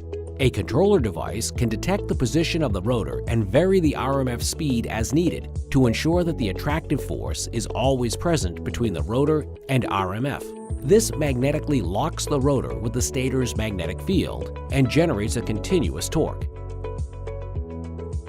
It is this continuous torque that is sought after by car manufacturers in the EV industry. Switched reluctance motors also function on the principle of trying to find the path of least reluctance. They are popular for not having a permanent magnet material. However, when looking at it from a power converter point of view, they have complex driving requirements. These motors have different configurations that vary the stator to rotor pole ratios. In this video, we will be using a motor with a 6:4 stator to rotor pole ratio. When the stator is energized, it develops a magnetic field that reduces reluctance by minimizing the air gap. When opposite stator poles are energized, the rotor aligns with them. So by energizing successive stator poles, the rotor will keep aligning. This is what generates the rotation. When the rotor is aligned with the stator, it has minimal reluctance. And when it is unaligned with the stator, it has maximal reluctance. When two rotor poles align with opposite stator poles, there is another set of rotor poles that get unaligned to a different set of opposite stator poles. The unaligned set of stator and rotor get excited to align again. So in this case, the current would be switched to this set of windings to generate a movement. This movement is what provides power and torque for the electric vehicle. It is called a switched reluctance motor because current is switched on and off for successive stator windings. Since this motor has no permanent magnet, it can tolerate greater forces from magnetic fields than current-carrying conductors. They can be used in combination with driving equipment without needing gearboxes or power transmission equipment. This saves costs and gives high power and torque density, efficiency, and a robust structure. As the electric vehicle industry is all about finding simple and efficient motors, the reluctance motor might just be the answer.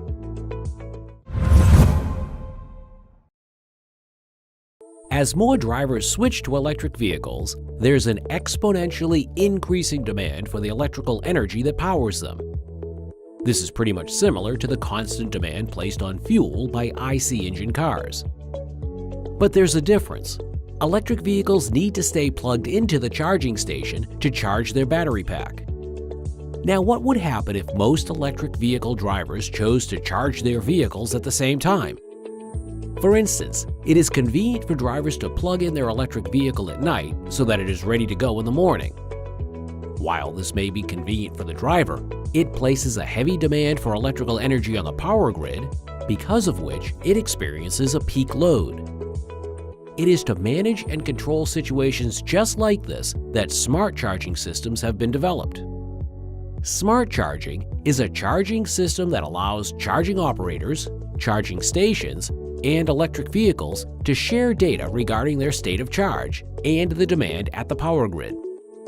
It also oversees and controls the use of charging devices and the flow of electrical energy to maximize the efficiency of charging and energy consumption. It decides how much electrical energy to give the electric vehicle when plugged in by studying the number of people charging their EVs at that time, as well as the overall demand for electrical energy in that area. When more EVs are plugged in, there is a high demand in energy during which the charging system may opt to reduce the amount of power given to the vehicle. In some cases, the smart charging system may hold off on charging the electric vehicle until a later time when the demand is less. By doing this, the burden on power grids is reduced and ensures that charging stations are not maxed out of the amount of electrical energy they have. This is known as peak shaving and is when peak energy demands are spread out over a longer duration. Now that we have gone over what a smart charging system is, here's a look at how it works. This charging system is similar to a cloud network where information can be shared. When you plug in an electric vehicle at the charging station, it sends this information to the cloud platform through Wi-Fi or Bluetooth. This information then gets studied, interpreted, and visualized to determine when and how to charge the EV. Through this process, there is efficient control over the flow of electrical energy. EV drivers can even pay and keep track of their charging sessions through their mobile applications on their phones. These apps also let them track the charge of their electric vehicle and the electrical energy in charging stations in and around them. Users can even specify how much their electric vehicle is to be charged before a specific time. Smart charging systems can be implemented in 3 different ways: V1G, V2G, and V2H to B. V1G is a unidirectional relay of electrical energy from the power grid to the vehicle. This is when charging stations adjust their rate of charging according to the demands on the power grid. V2G, or vehicle-to-grid charging, is bidirectional, as electric vehicles can either be charged or discharged. When there is a high demand for electrical energy at the power grid, electric vehicles can give back energy to the grid. When the peak demand on the power grid reduces, the electric vehicle will then be charged back up again. V2H to B, or vehicle to home or building, is when electric vehicles act as power sources for the house or building they are plugged into. Similar to V2G, the battery pack will be charged again as the demand for electrical energy reduces. Smart charging systems can either be managed by the user or the supplier. User-managed charging gives customers the flexibility of choosing when to charge their vehicle based on their need and the price. On the other hand, supplier-managed charging is when the real-time energy production, state of charge information about EVs in proximity, and local energy consumption are all taken into consideration before electric vehicles in the area can be charged or discharged. Smart charging systems provide an interface for users and the system to work in synergy to maximize energy efficiency.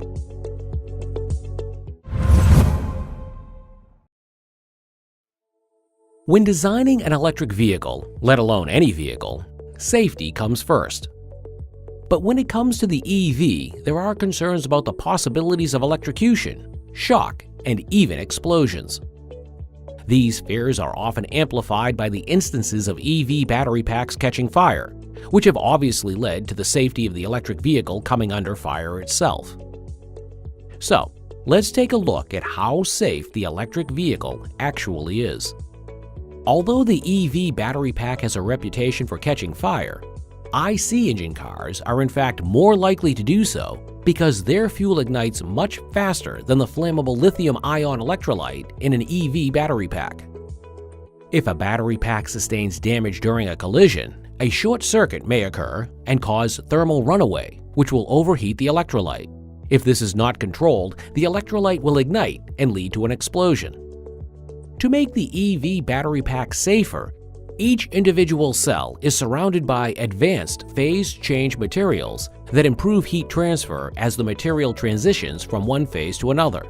This also limits the risk of overheating in nearby cells. As the battery pack has many cells, the effects of the collision on one cell will spread like wildfire to the others.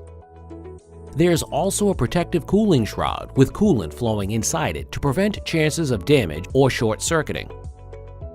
EV battery packs are also subjected to testing under different conditions they may face to understand how they respond to each one.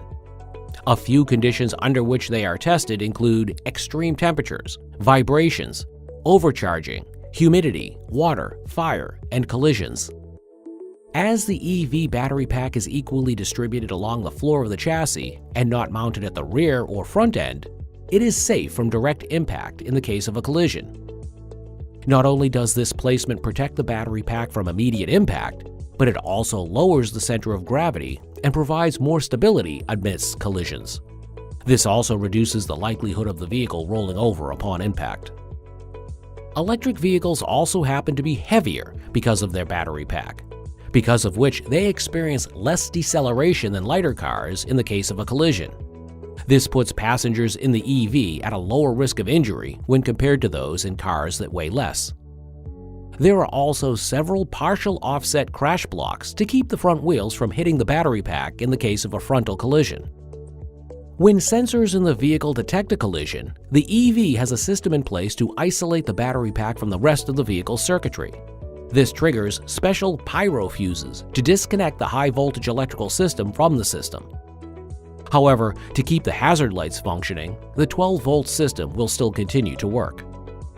A major concern in EVs is the chance of shocks or electrocution. This brings many questions regarding their safety when in contact with water. However, electric vehicles are not fazed by water. The charging plug and socket are designed in such a way that water or dirt cannot penetrate them. Even more so, electricity only flows from the charging station to the onboard charger if there is no water in between the connections. If the charger does not happen to sense and come in contact with water, there will be no shock because the flow of electricity is immediately cut off.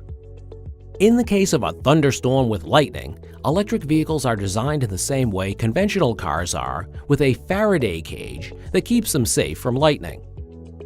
Apart from thunderstorms and rain, temperature fluctuations, whether hot or cold, are taken into consideration when it comes to safety. This is why EVs have a battery management system to monitor the temperature and status of the battery pack to keep it within safe operating temperature ranges. The BMS also has multiple temperature sensors that facilitate thermal protection. Electric vehicle safety considerations extend beyond just the passengers in the vehicle, as they also consider the safety of pedestrians around. Since EVs don't have an internal combustion engine, they produce much less noise. While most may consider this an added advantage, it in fact raises safety concerns because pedestrians may not be able to hear an approaching electric vehicle. In order to alert pedestrians of the EV's presence, noise emitters are installed at the front and rear ends of the vehicle to mimic the sound of an internal combustion engine. Countries have made it mandatory for such systems to be fitted in electric vehicles. Now, this just goes to show that safety goes the extra mile in electric vehicles and makes them just as safe as IC engine vehicles. Electromagnetic waves are everywhere. As a matter of fact, the electronic device which you are watching this video on, be it your mobile phone, laptop, or tablet, is sending out electromagnetic waves as we speak. On a larger scale, the vehicle you drive around, either an IC engine car or an electric vehicle, also generates electromagnetic waves. All of these systems have one thing in common. They are all combinations of electronic and electrical components, which are responsible for the emission of electromagnetic waves. When listening to music on your earphones, you've probably heard static sounds. This is caused by the interfering signals of the earphone and surrounding electronic systems.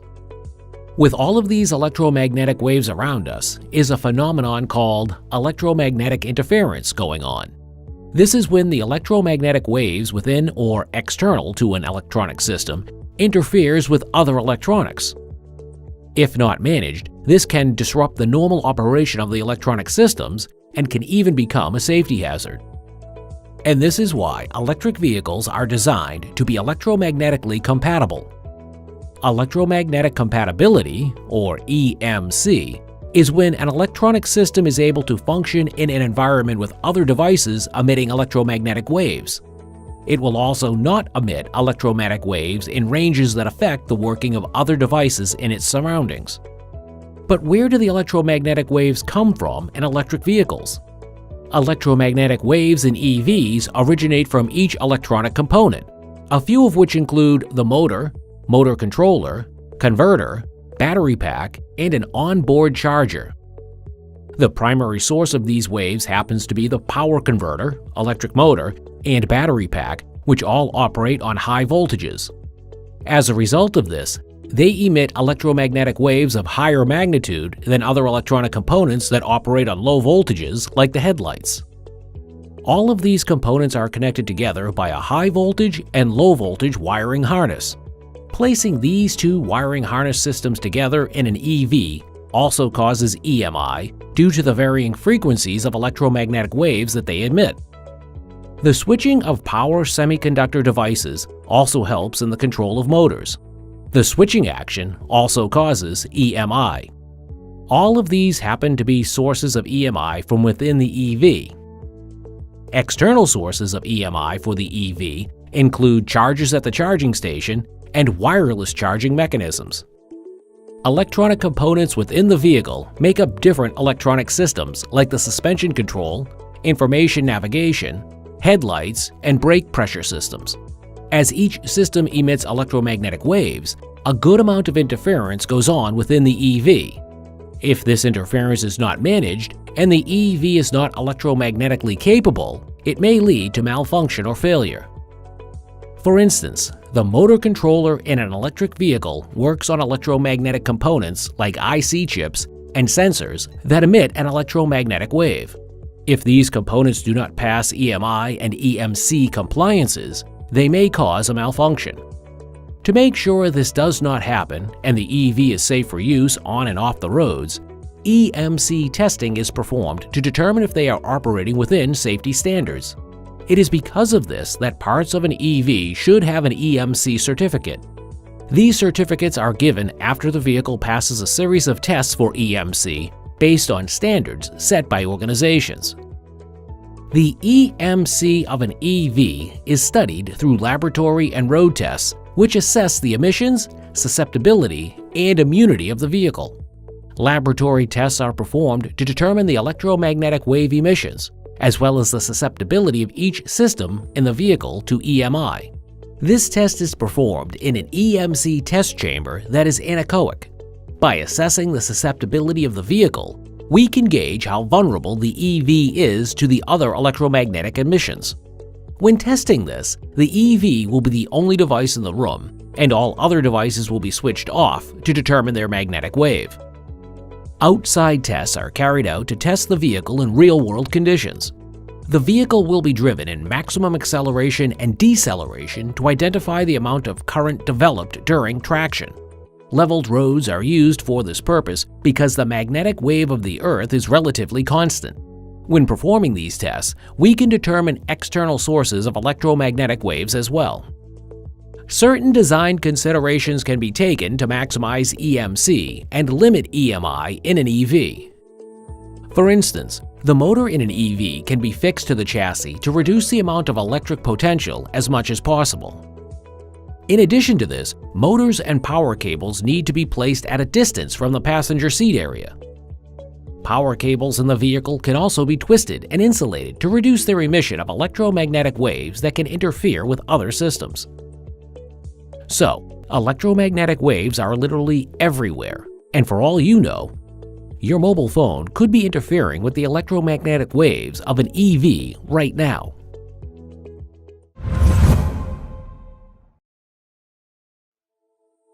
Zero emission, non-polluting, and eco-friendly are just a few of the terms used to describe the electric vehicle.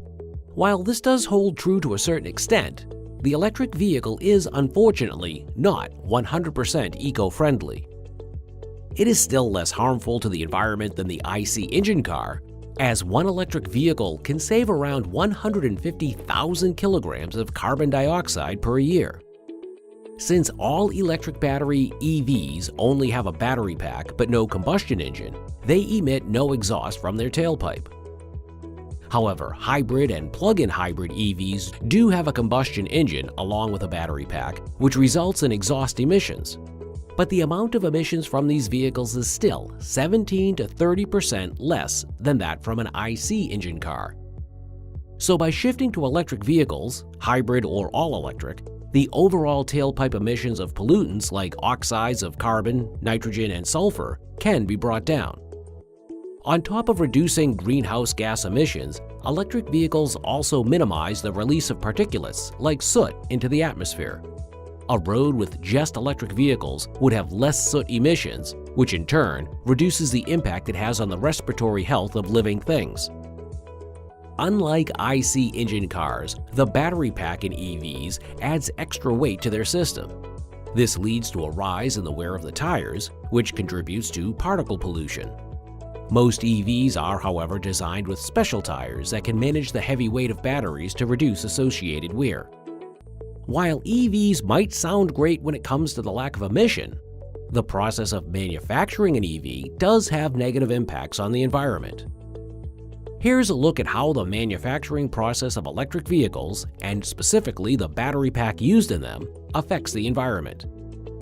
Studies have suggested that manufacturing an EV generates more pollution when compared to the IC engine car due to the additional energy needed to make an EV battery pack.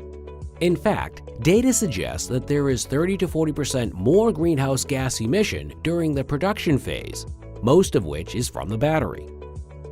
What's more is that the factories manufacturing batteries used in electric vehicles often use energy from non-renewable resources. This is why many EV manufacturers have defined rules for battery suppliers to use only renewable energy sources when manufacturing it. Despite such measures, during the entire manufacturing cycle, from production to transportation, EV battery packs still require a lot of energy that accounts for more carbon emissions than the EV ever produces over the course of its lifetime. But before all this, rare earth metals like lithium, cobalt, nickel, copper, vanadium, and indium that make up the battery need to be obtained.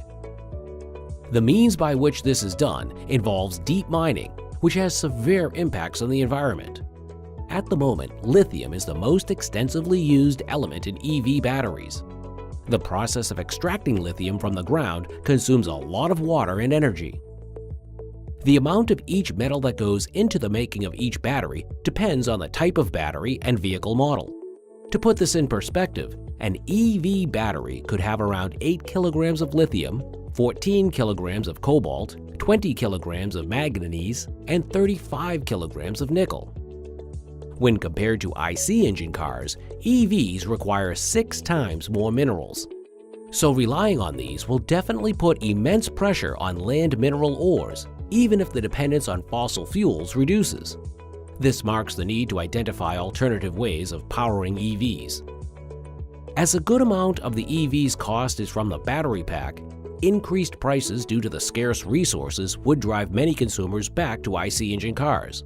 While battery prices reduced by 50% between 2014 to 2018, the recent years have only seen a 10% reduction. If we look at the EV as a whole, the motor, charging system, and BMS require more integrated circuit chips. To manufacture these components takes millions of liters of purified water a day and leaves a significant carbon footprint. A rise in demand for minerals could further amplify the release of greenhouse gases and loss of biodiversity. Recycling batteries could prevent a lot of problems, but this is a complex process that contributes to global warming in itself. Although lead-acid batteries used in the automobile industry can be recycled with ease, the same does not apply for the lithium-ion battery pack. This is because they are bigger in size and weigh a lot more because of having thousands of lithium-ion cells. Safety also comes into question because they have hazardous materials and may even explode. Battery materials like lithium, cobalt, nickel, and manganese can be recycled. But the process of getting these metals is hard because the battery needs to be shredded and broken down with heat or chemicals from special facilities. Transporting the battery pack accounts for 40% of the cost because it is also a cumbersome process. At the moment, only around 5% of EV batteries are recycled. Nissan has taken initiative to recycle and reuse old batteries from the Leaf and use it in automated vehicles that transport parts and factories. Volkswagen has also opened their first recycling plant and intend to recycle 3,600 battery packs per year initially. By recycling EV batteries and their parts, overall environmental pollution associated with them can be reduced. Another source of greenhouse gas emissions happens to be the power grid that charge electric vehicles. Some charging stations receive energy derived from non-renewable sources like coal to generate electricity. Certain countries that use oil, coal, or natural gas for power to charge their vehicles may experience harsher environmental impact than others. The greenhouse gases resulting from this can be reduced by using renewable energy sources like wind and solar power for electricity. If we were to look at the overall efficiency of EVs and IC engine cars, the measure of well-to-wheel efficiency can be used. This is the measure of energy and emission associated with the transportation of fuel, right from the time of production to their use in vehicles. For an electric vehicle, well-to-wheel efficiency is in terms of energy from the production of electricity, conversion, and transmission to the point where the battery charges the EVs. When comparing the two vehicles, an electric vehicle happens to be 2.5 times more efficient than a petrol-powered counterpart. So while EVs don't exactly bring greenhouse gas emission down to a zero, they do offer a much greater alternative for a much greener future.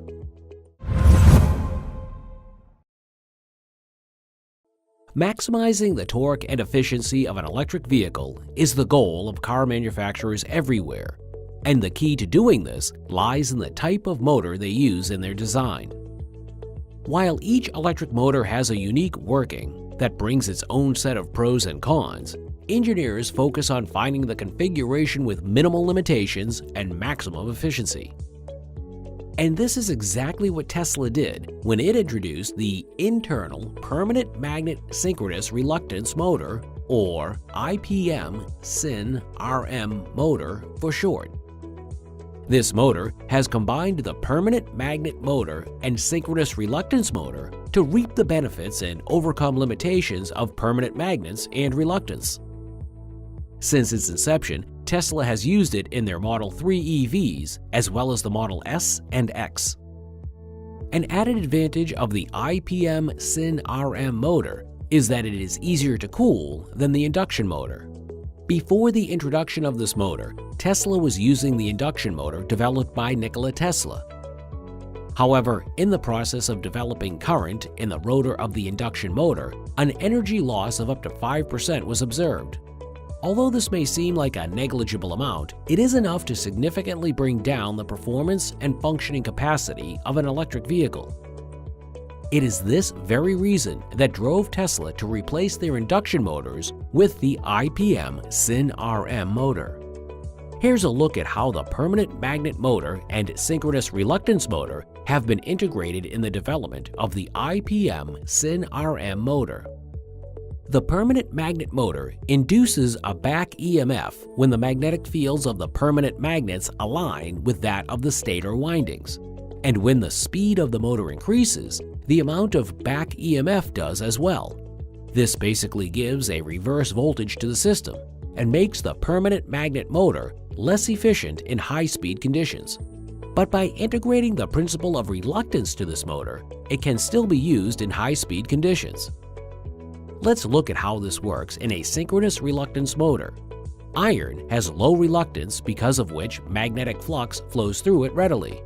Synchronous reluctance motors use this property to develop torque. The rotor has slots in it, which increases its state of reluctance.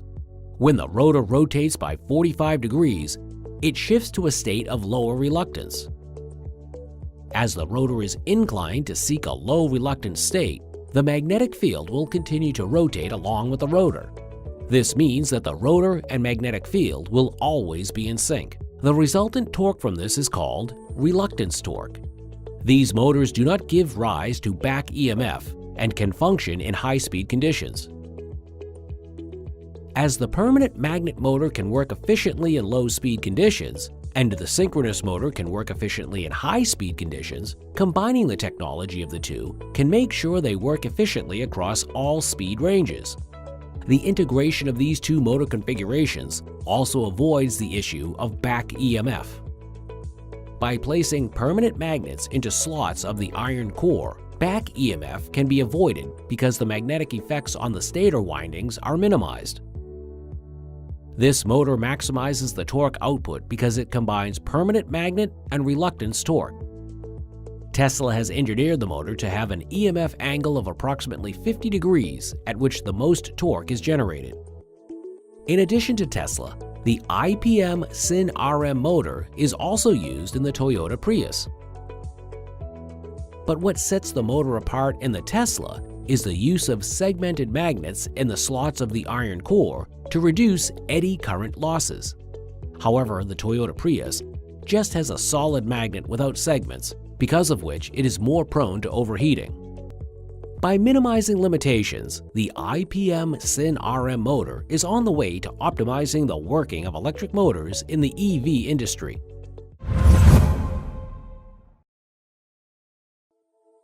Most of us have been anxious about whether the amount of fuel or charge left in our vehicle is enough to get us to our destination. This feeling actually has a name to it and is called range anxiety. It is driven by the fear of getting stranded in the middle of the road if there is no more juice left in the car. Range anxiety is more common among electric vehicle drivers due to the lack of charging infrastructure available in the case that their electric vehicle runs low on charge when on the go. It is to ease this anxiety that range extenders are used in EVs. But what is a range extender?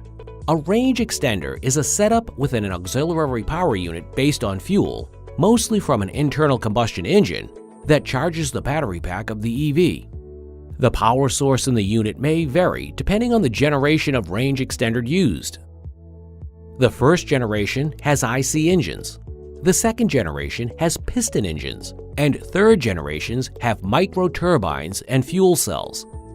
But the general setup with a small IC engine that powers the battery pack is more widely used. Range extended vehicles are also called series hybrid vehicles.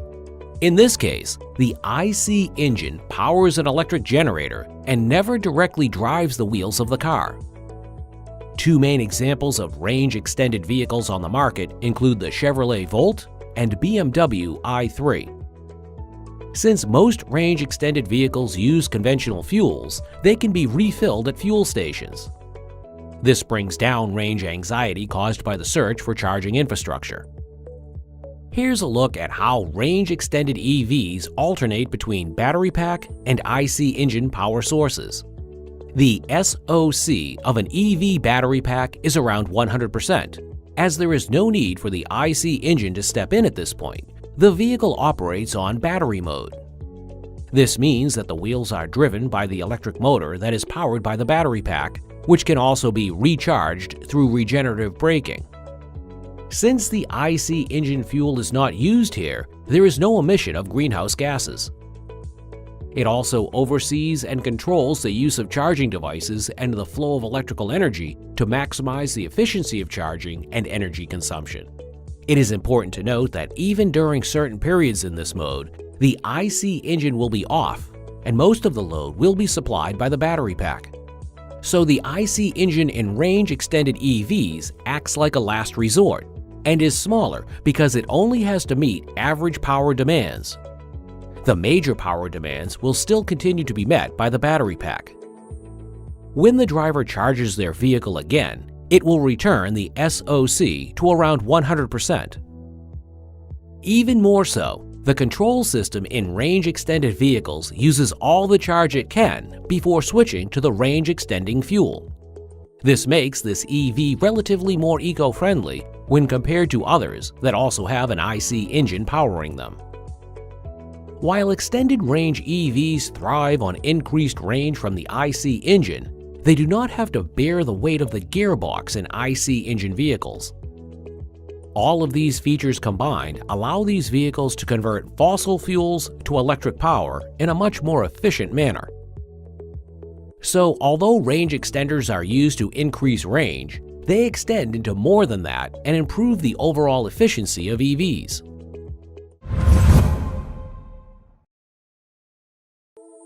With technology advancing faster than ever, autonomous electric vehicles might be the next big thing in the automobile industry. Since electric vehicles are already redefining the automobile world, integrating autonomous features into them would take things one step further. Before we get into autonomous electric vehicles, let's take a look at autonomous vehicles. Autonomous vehicles are cars that are aware of their surroundings and can safely move around. They have in-vehicle data loggers that record data through the use of sonars, GPS, radars, LiDAR, odometry, and thermographic cameras. By logging data, the automated vehicle can respond according to the inputs and improve the performance of the system. Adjustments to the behavior of the vehicle may be done manually by the driver or automatically through artificial intelligence algorithms. Advanced control systems even use sensory information to determine whether there are obstacles on the way and the right path to take. These vehicles use artificial intelligence and combine hardware with software to develop safe autonomous features for drivers. The extent of human intervention required in these features can be classified under 6 different levels defined by the Society of Automotive Engineers. With each increasing level is the use of more autonomous features and technologies, and a reduction in the need for human intervention. They range from level 0 to level 5, with level 0 having no driver automation and requiring 100% manual control from the driver, and level 5 being fully automated with no need for manual inputs. The received inputs are used for autonomous features like lane control, adaptive cruise control, street sign recognition, object or collision avoidance, automatic emergency braking, and light detection and ranging. Other autonomous features include vehicle-to-vehicle communication, traffic jam assist, reverse parking assist, blind spot detection, and electronic stability control. At the moment, Level 3 and Level 4 automation are being tested on conventional and electric vehicles. In fact, Mercedes-Benz has obtained approval for its technology of Level 3 autonomous driving that receives inputs regarding traffic signs and events, the geometry of the road, and the route profile through the use of surround sensors. There are, however, no production vehicles with Level 3 and 4 automated features, as it is only available in test vehicles for the process of technology development. For both electric and conventional vehicles, only Level 2 software is currently available in the industry and provides partial automation that supports drivers when braking, steering, and accelerating. It also helps in adaptive cruise control, lane centering, and maintains distance between the car and others in front during stop-and-go traffic. But as this level is not fully automated, it still requires the attention of the driver to keep track of the vehicle's movements and intervene when needed. The driver is required to have their hands on the wheel and be ready throughout the ride. This level of automation in electric vehicles is seen in Tesla's Autopilot, along with that of the Mercedes-Benz Drive Pilot and Audi Traffic Jam Pilot. As electric vehicles have drive-by-wire systems and less moving parts in general, it is much simpler to integrate autonomous features into them. Electric vehicles can also operate the high-powered autonomous components and features better than IC engine cars can. What's more is that by implementing autonomous features that identify the optimal route, rerouting due to human errors in navigation can be avoided. This can improve range and reduce range anxiety among EV users. Integrating autonomous systems into vehicles also has the scope of bringing down the percentage of road accidents caused by human error. This is because around 94% of road accidents are attributed to human error. On top of this, greenhouse gas emission can also be brought down, as the autonomous electric vehicle would be able to monitor traffic in the area and avoid taking longer and unnecessary routes during travel. Autonomous electric vehicles also provide mobility for those who cannot operate a vehicle properly. While autonomous electric vehicles do open up a realm of possibilities, the addition of autonomous systems in electric vehicles will require more power. This will, in turn, increase the power demand in electric vehicles. To overcome this challenge, autonomous systems can be integrated in hybrid EVs so that there is less demand placed solely on the battery pack. In the case that the battery runs out, the IC engine will always be there to take over. All these features combined put autonomous electric vehicles at the forefront of the future of the automobile industry.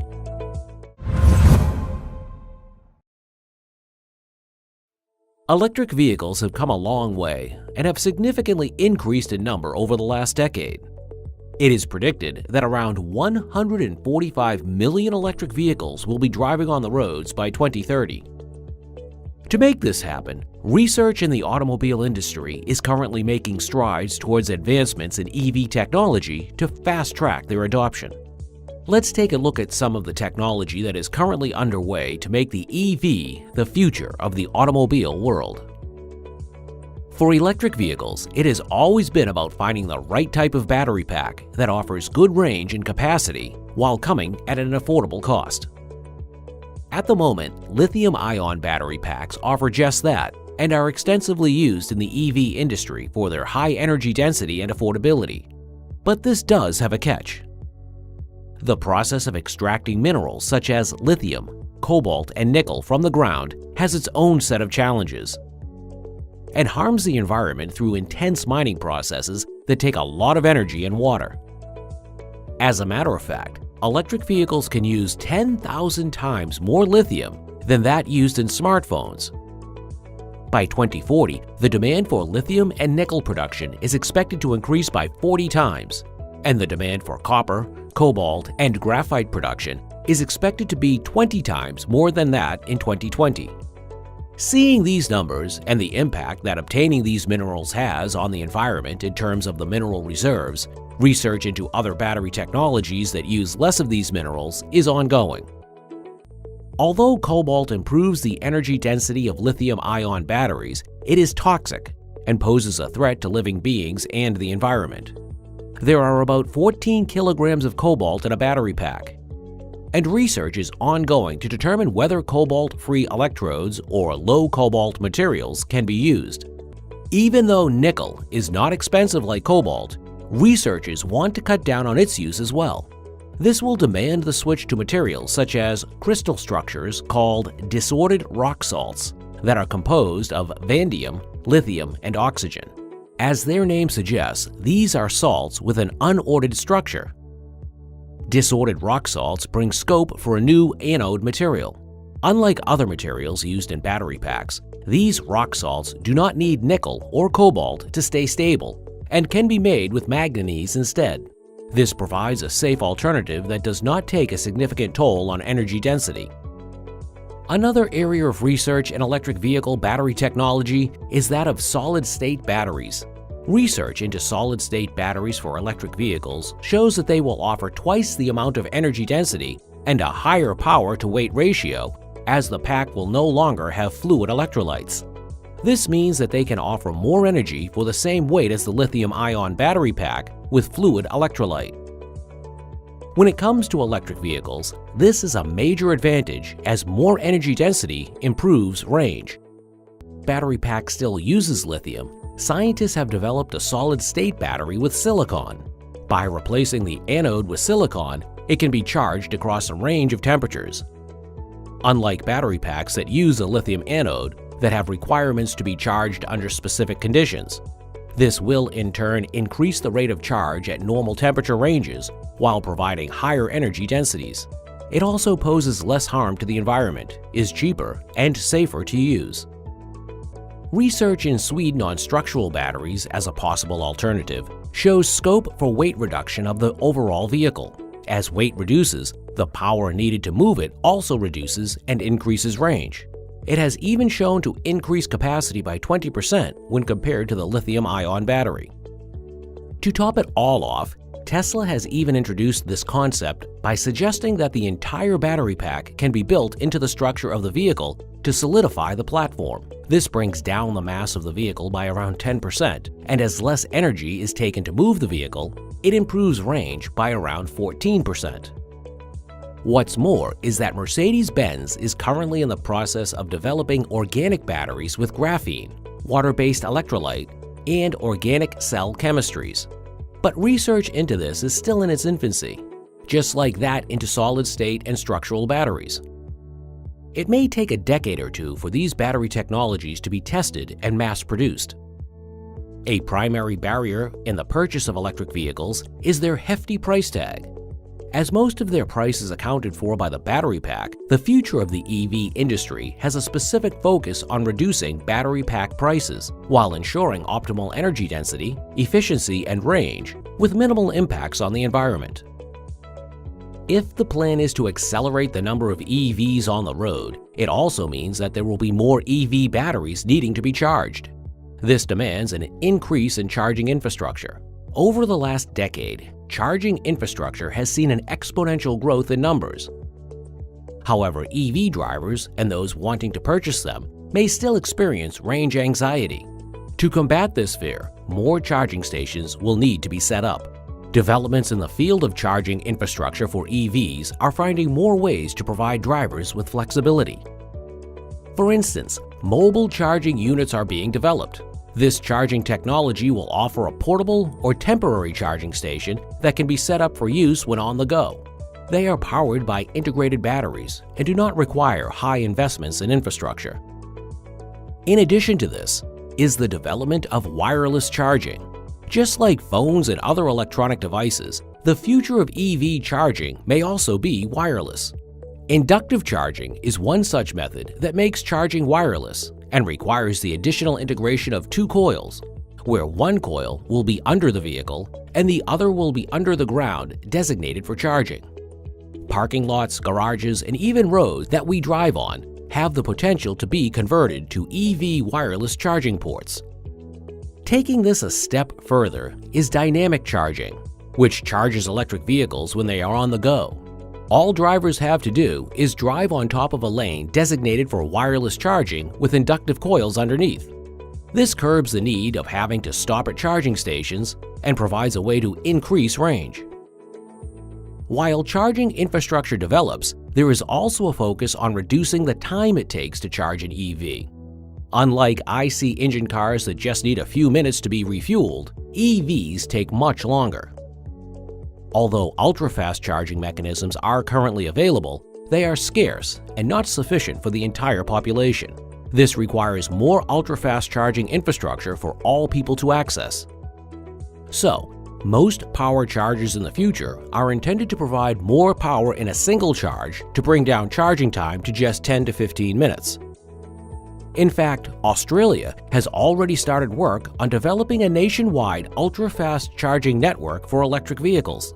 By doing this, drivers can drive across the country without range anxiety and charge their vehicles in just a matter of minutes at charging points. On top of ultra-fast charging is the development of battery technology that can expedite charging speeds. But as charging infrastructure develops, so will the need to increase the power available from power grids. High demands in power will need to be met as the number of EVs increases. Moreover, the source of electricity should be from renewable sources that do not contribute to global warming. This is why vehicle-to-grid charging, which in other words is bidirectional charging, is being looked into. When vehicle-to-grid charging is enabled, energy from the battery pack of the electric vehicle can be used as a power source to power systems they are connected to. This would be useful during periods of peak load on the power grid or power outages. Advancements in EV technology don't stop with just battery technology and their source of power. The future of electric vehicles may also involve the integration of autonomous features. Autonomous electric vehicles integrate autonomous and electric features and have the potential to bring down the large number of road accidents caused by human errors each year. Since these vehicles have systems that provide an overview of traffic in the area, autonomous EV use can reduce traffic congestion and determine traffic movements in and around them. By doing so, they reduce the inconvenience, dangers, and environmental impacts caused by traffic. If ride-sharing vehicles are autonomous electric vehicles, the number of miles traveled and greenhouse gas emissions can also be reduced. The amount of IC engine vehicle distance traveled can be reduced by decreasing the use of private IC engine cars and increasing the use of shared mobility, which lets travelers commute together. Fast-tracking the release of more electric vehicles on the market also requires manufacturers to scale up their production rates. The future of EVs requires getting the concept of a car and producing it in large volumes to meet high demand in EVs, which will in turn reduce the price of electric vehicles. With all of these advancements set in motion, electric vehicles are definitely on the road to electrifying the world.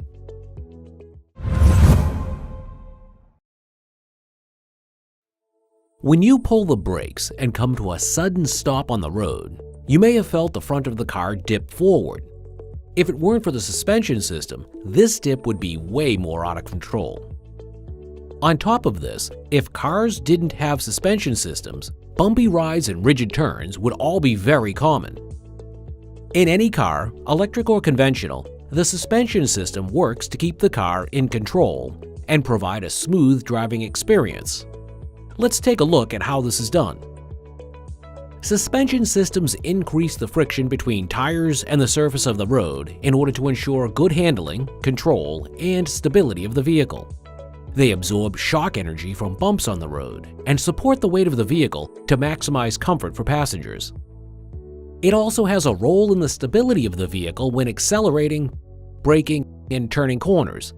In fact, it improves road isolation, cornering, and road holding.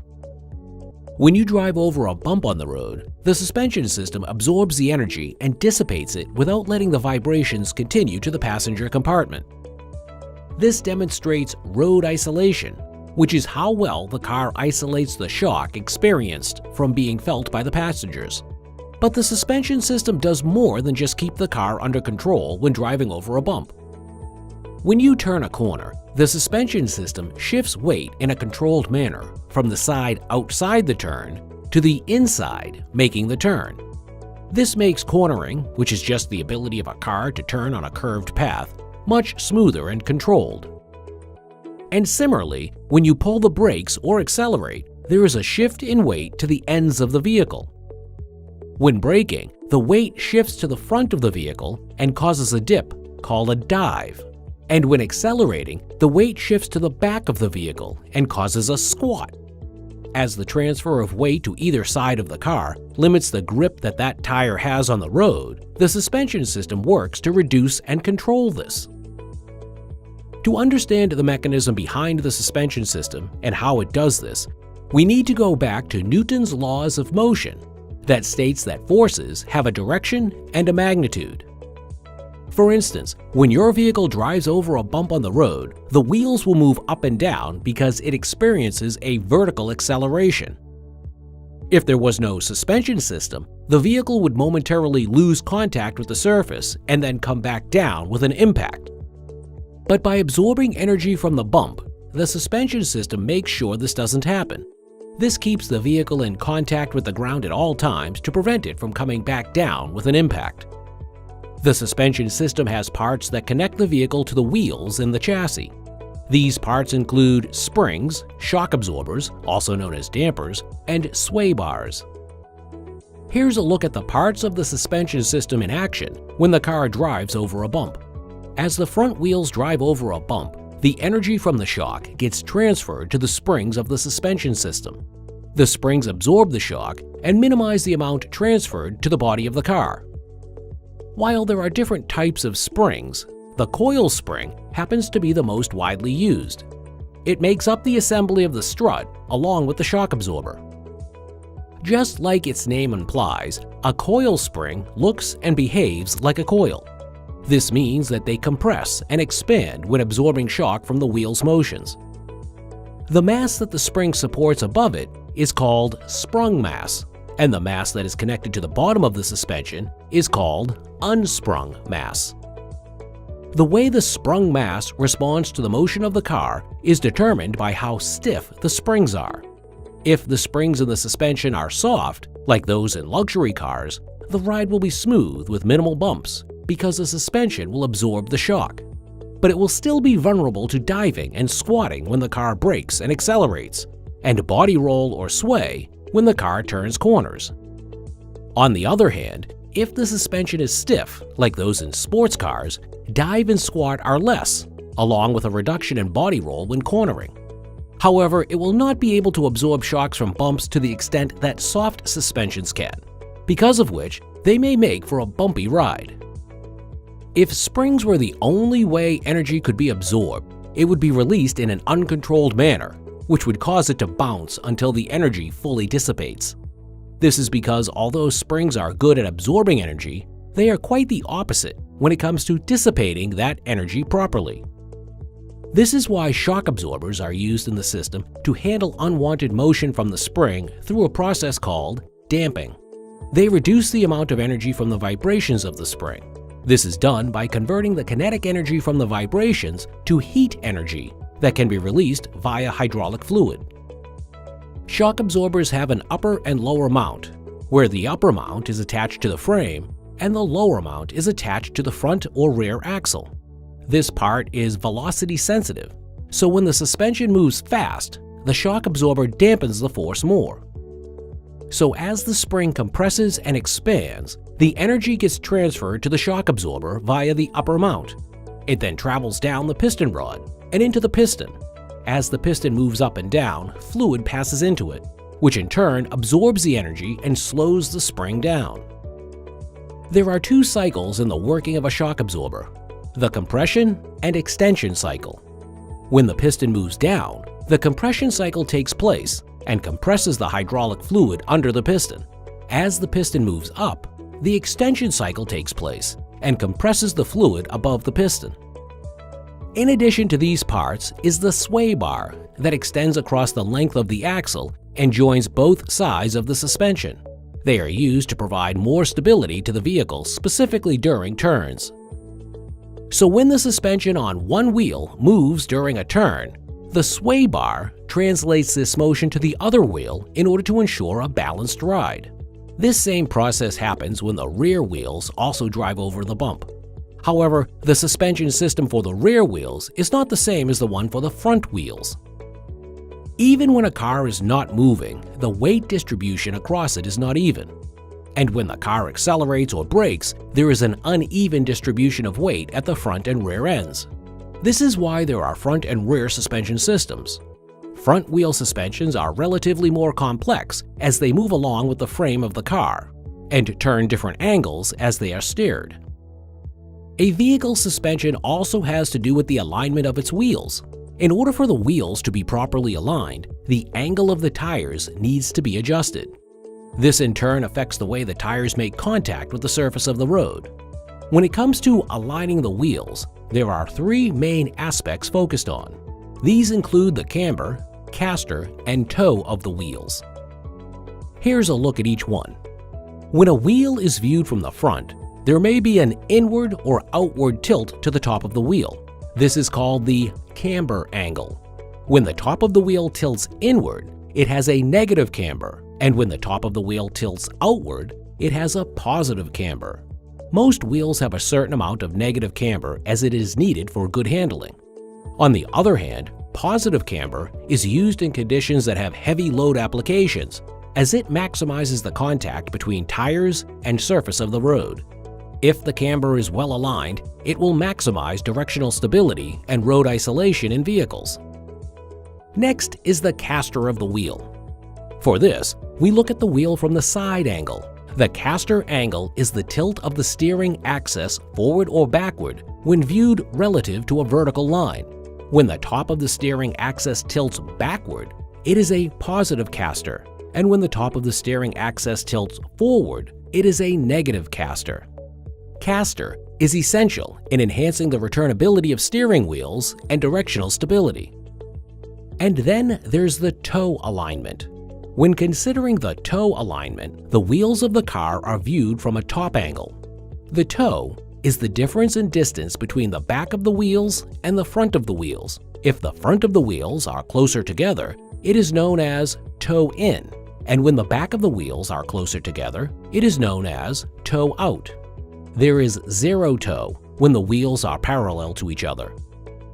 Wheel alignment is crucial in curbing the stress on the suspension system and avoiding rigid rides. It's important to have regular maintenance checks done on the wheel alignment and suspension system of cars because they are needed for as long as roads will have imperfections.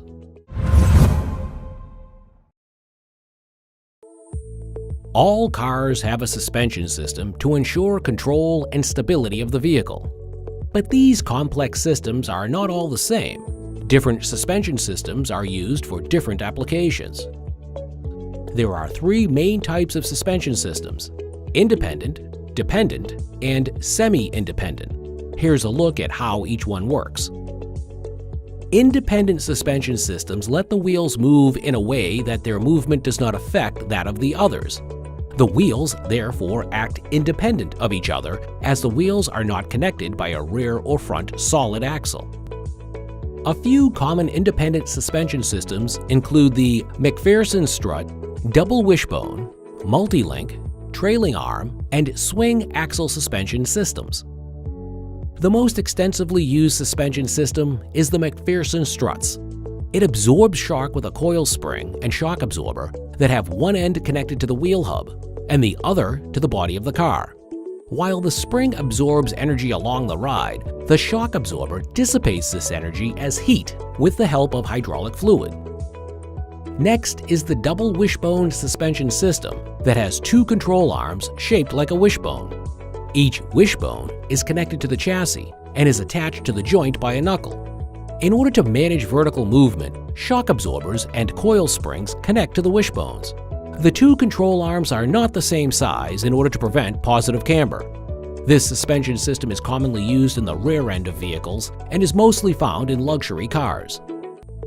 The multi-link rear suspension system has a series of lateral and longitudinal arms.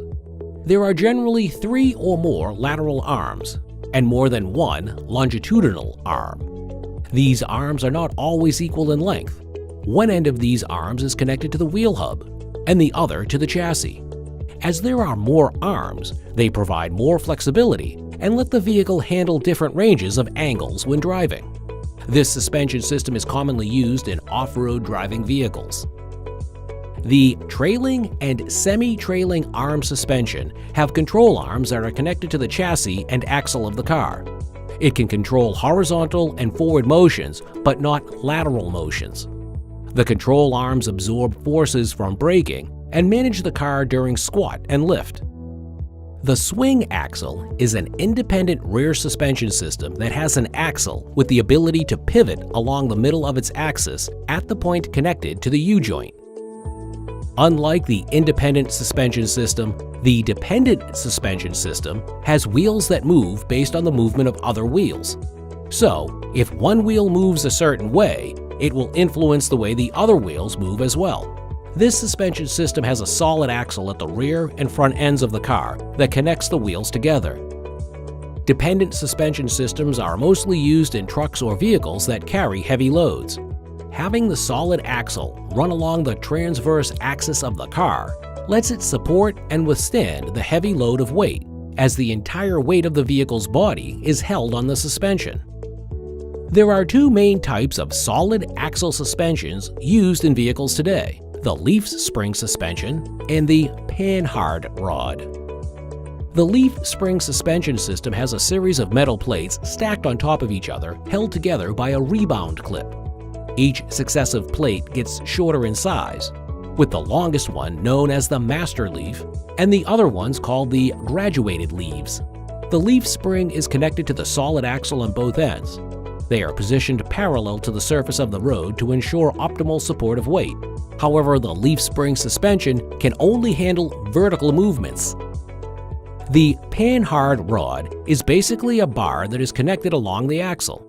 It extends across both ends of the chassis. This suspension is preferred because it can control lateral motions. There are pivots on both ends of the suspension system that allow vertical movements. In between both independent and dependent suspension systems is the semi-independent suspension system, which lets wheels work on their own, but depend on the movement of others to a certain extent. The most commonly used semi-independent suspension system is the torsion beam suspension. It extends across the chassis of the vehicle and is attached to a trailing arm. It has an H-shaped structure that twists with each vertical movement from the trailing arms. While there are different types of suspension, they all have the common goal of ensuring stability, control, and safe handling of the vehicle.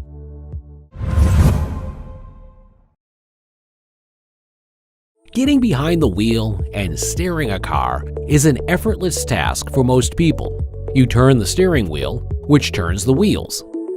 And although this sounds simple, there's a lot more to it. In fact, there's an entire steering system in cars dedicated to just steering it. By working together with the suspension system, the steering system provides drivers the control and stability they need over the vehicle for a safe driving experience. Let's take a look at what the steering system is and how it works. In any car, the steering system has a set of parts and linkages working together to translate driver inputs from the steering wheel to the wheels themselves. Now, if the steering wheel and steering linkages were directly connected, it would be hard to move the wheels. This is why a steering gear is in place to convert the rotational motion of the steering wheel into linear motion that turns the wheels. While there are different types of steering gears, the rack and pinion steering gear is the most widely used in cars. Here's a look at how it works. To turn a corner on a road, you turn the steering wheel according to how much you want to turn. What you don't see is that the steering wheel is connected to a steering column. As you can see here, a universal joint connects the steering column to the steering shaft and changes the angles between the two. The steering shaft is connected to the steering gear that has the pinion and rack setup. So a turn in the steering shaft will turn the pinion gear. As the teeth of the pinion gear move over the teeth of the rack, it moves the rack side to side. Over here, you can see that the pinion has a circular motion, and as it moves over the teeth of the rack, it makes it move linearly. This is what moves the rack side to side. At the end of the rack are the tie rods on both sides that allow rotational and translational motion. These tie rods are connected to the steering knuckles that connect to the wheels. It allows rotational motion and is connected to the frame of the car with a roller bearing to make sure that the wheels can only turn. There are steering linkages that join the steering gear to the wheels at the front of the car. These linkages have a specific geometric arrangement that is designed to prevent slipping. It is called the Ackermann steering mechanism that turns all four wheels in different angles to ensure that the car does not slip. To understand how it works, we need to know the basics of the wheel. There are two motions that a wheel experiences: rotational and translational motion. Rotational motion refers to the way the wheels rotate along its axis, and translational motion refers to the direction that it is traveling in. As you can see here, rotational motion and translation motion work in opposite directions and are supposed to cancel each other out to ensure that the velocity of the wheel at the contact point is zero. Only if there is no velocity at the contact point will the car be safe from slipping. If they do not cancel each other out, it is likely that the car will skid. The car is also prone to slipping if all the wheels turn in the same angle, because it would not result in perfect steering. To prevent the car from slipping, it should rotate about a particular center point, and this is exactly what the Ackermann steering geometry does. It ensures that all tires rotate about an imaginary central point for perfect steering, and that each tire follows a path with a different radius and rotates at different speeds. When the rack moves, the wheels on both ends of the car turn at different angles, because each wheel follows the radius of a different circle. Since the inside wheel follows a circle with a smaller radius, it turns more than the outside wheel. The angle between the wheels and the line connecting them to the central point is always 90 degrees. Front tires tend to move faster than rear tires, and depending on the turn made, the inside or outside tires move at different speeds. For instance, when making a right-hand turn, the wheels on the left side rotate faster because they have a larger radius circle to trace. In order for the steering wheel to move the rack from one end to the other, it takes around 3 to 4 full revolutions for the average car and 1.5 turns for race cars. This is because of differences in steering ratios. The steering ratio is the ratio of the angle of how much the steering wheel is turned to the angle of how much the wheels actually turn. For instance, if you turn the steering wheel by 180 degrees, and this turns the wheels by just 5 degrees, the steering ratio would be 180 to 5, or 36 to 1. The higher the steering ratio, the more the steering wheel needs to be rotated with less effort to rotate the wheels, and vice versa. The average car have a high steering ratio, making it easier to turn the wheels. However, race cars have a low steering ratio in order to increase responsiveness to steering input. This makes the steering wheel harder to turn. In any case, it is hard to turn the rack and pinion steering system without assistance. This is why power steering mechanisms are introduced in most cars today. It comes in 3 different types: electric power steering, hydraulic power steering, and electro-hydraulic steering. Here's a quick overview of each one. When electric power steering is used, there is a brushless DC motor used to drive the inputs from the steering wheel to the steering shaft and pinion. As the motor can rotate clockwise and anti-clockwise, it is capable of turning the rack to either side. The amount of power the motor should deliver to the steering shaft is determined by the electronic control unit based on inputs such as the amount of torque the driver applies to the steering wheel, the steering angle, as well as steering speed. Since the entire system has assistance from a motor, steering wheel rotation becomes much easier for the driver. Next up is the hydraulic power steering system that is only used when the driver is exerting a torque on the steering wheel. This is when a turn is about to be made and not when the car is driving in a straight line. Hydraulics take the torque input from the steering wheel by the driver and multiply it for the wheels. In cars with hydraulic power steering, it is much harder to turn the steering wheel when the car is off, but the moment the car is turned on, the steering wheel loosens up and is much easier to turn. This is because the hydraulic power steering system is powered by the engine through a belt and pulley.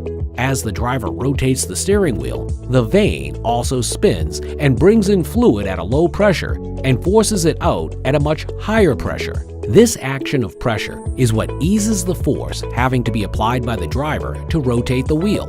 The amount of torque given to the steering system is sensed by the rotary valve, aided by the torsion bar. As the top of the torsion bar is attached to the steering wheel and the bottom is attached to the pinion gear, it rotates upon application of torque from the driver.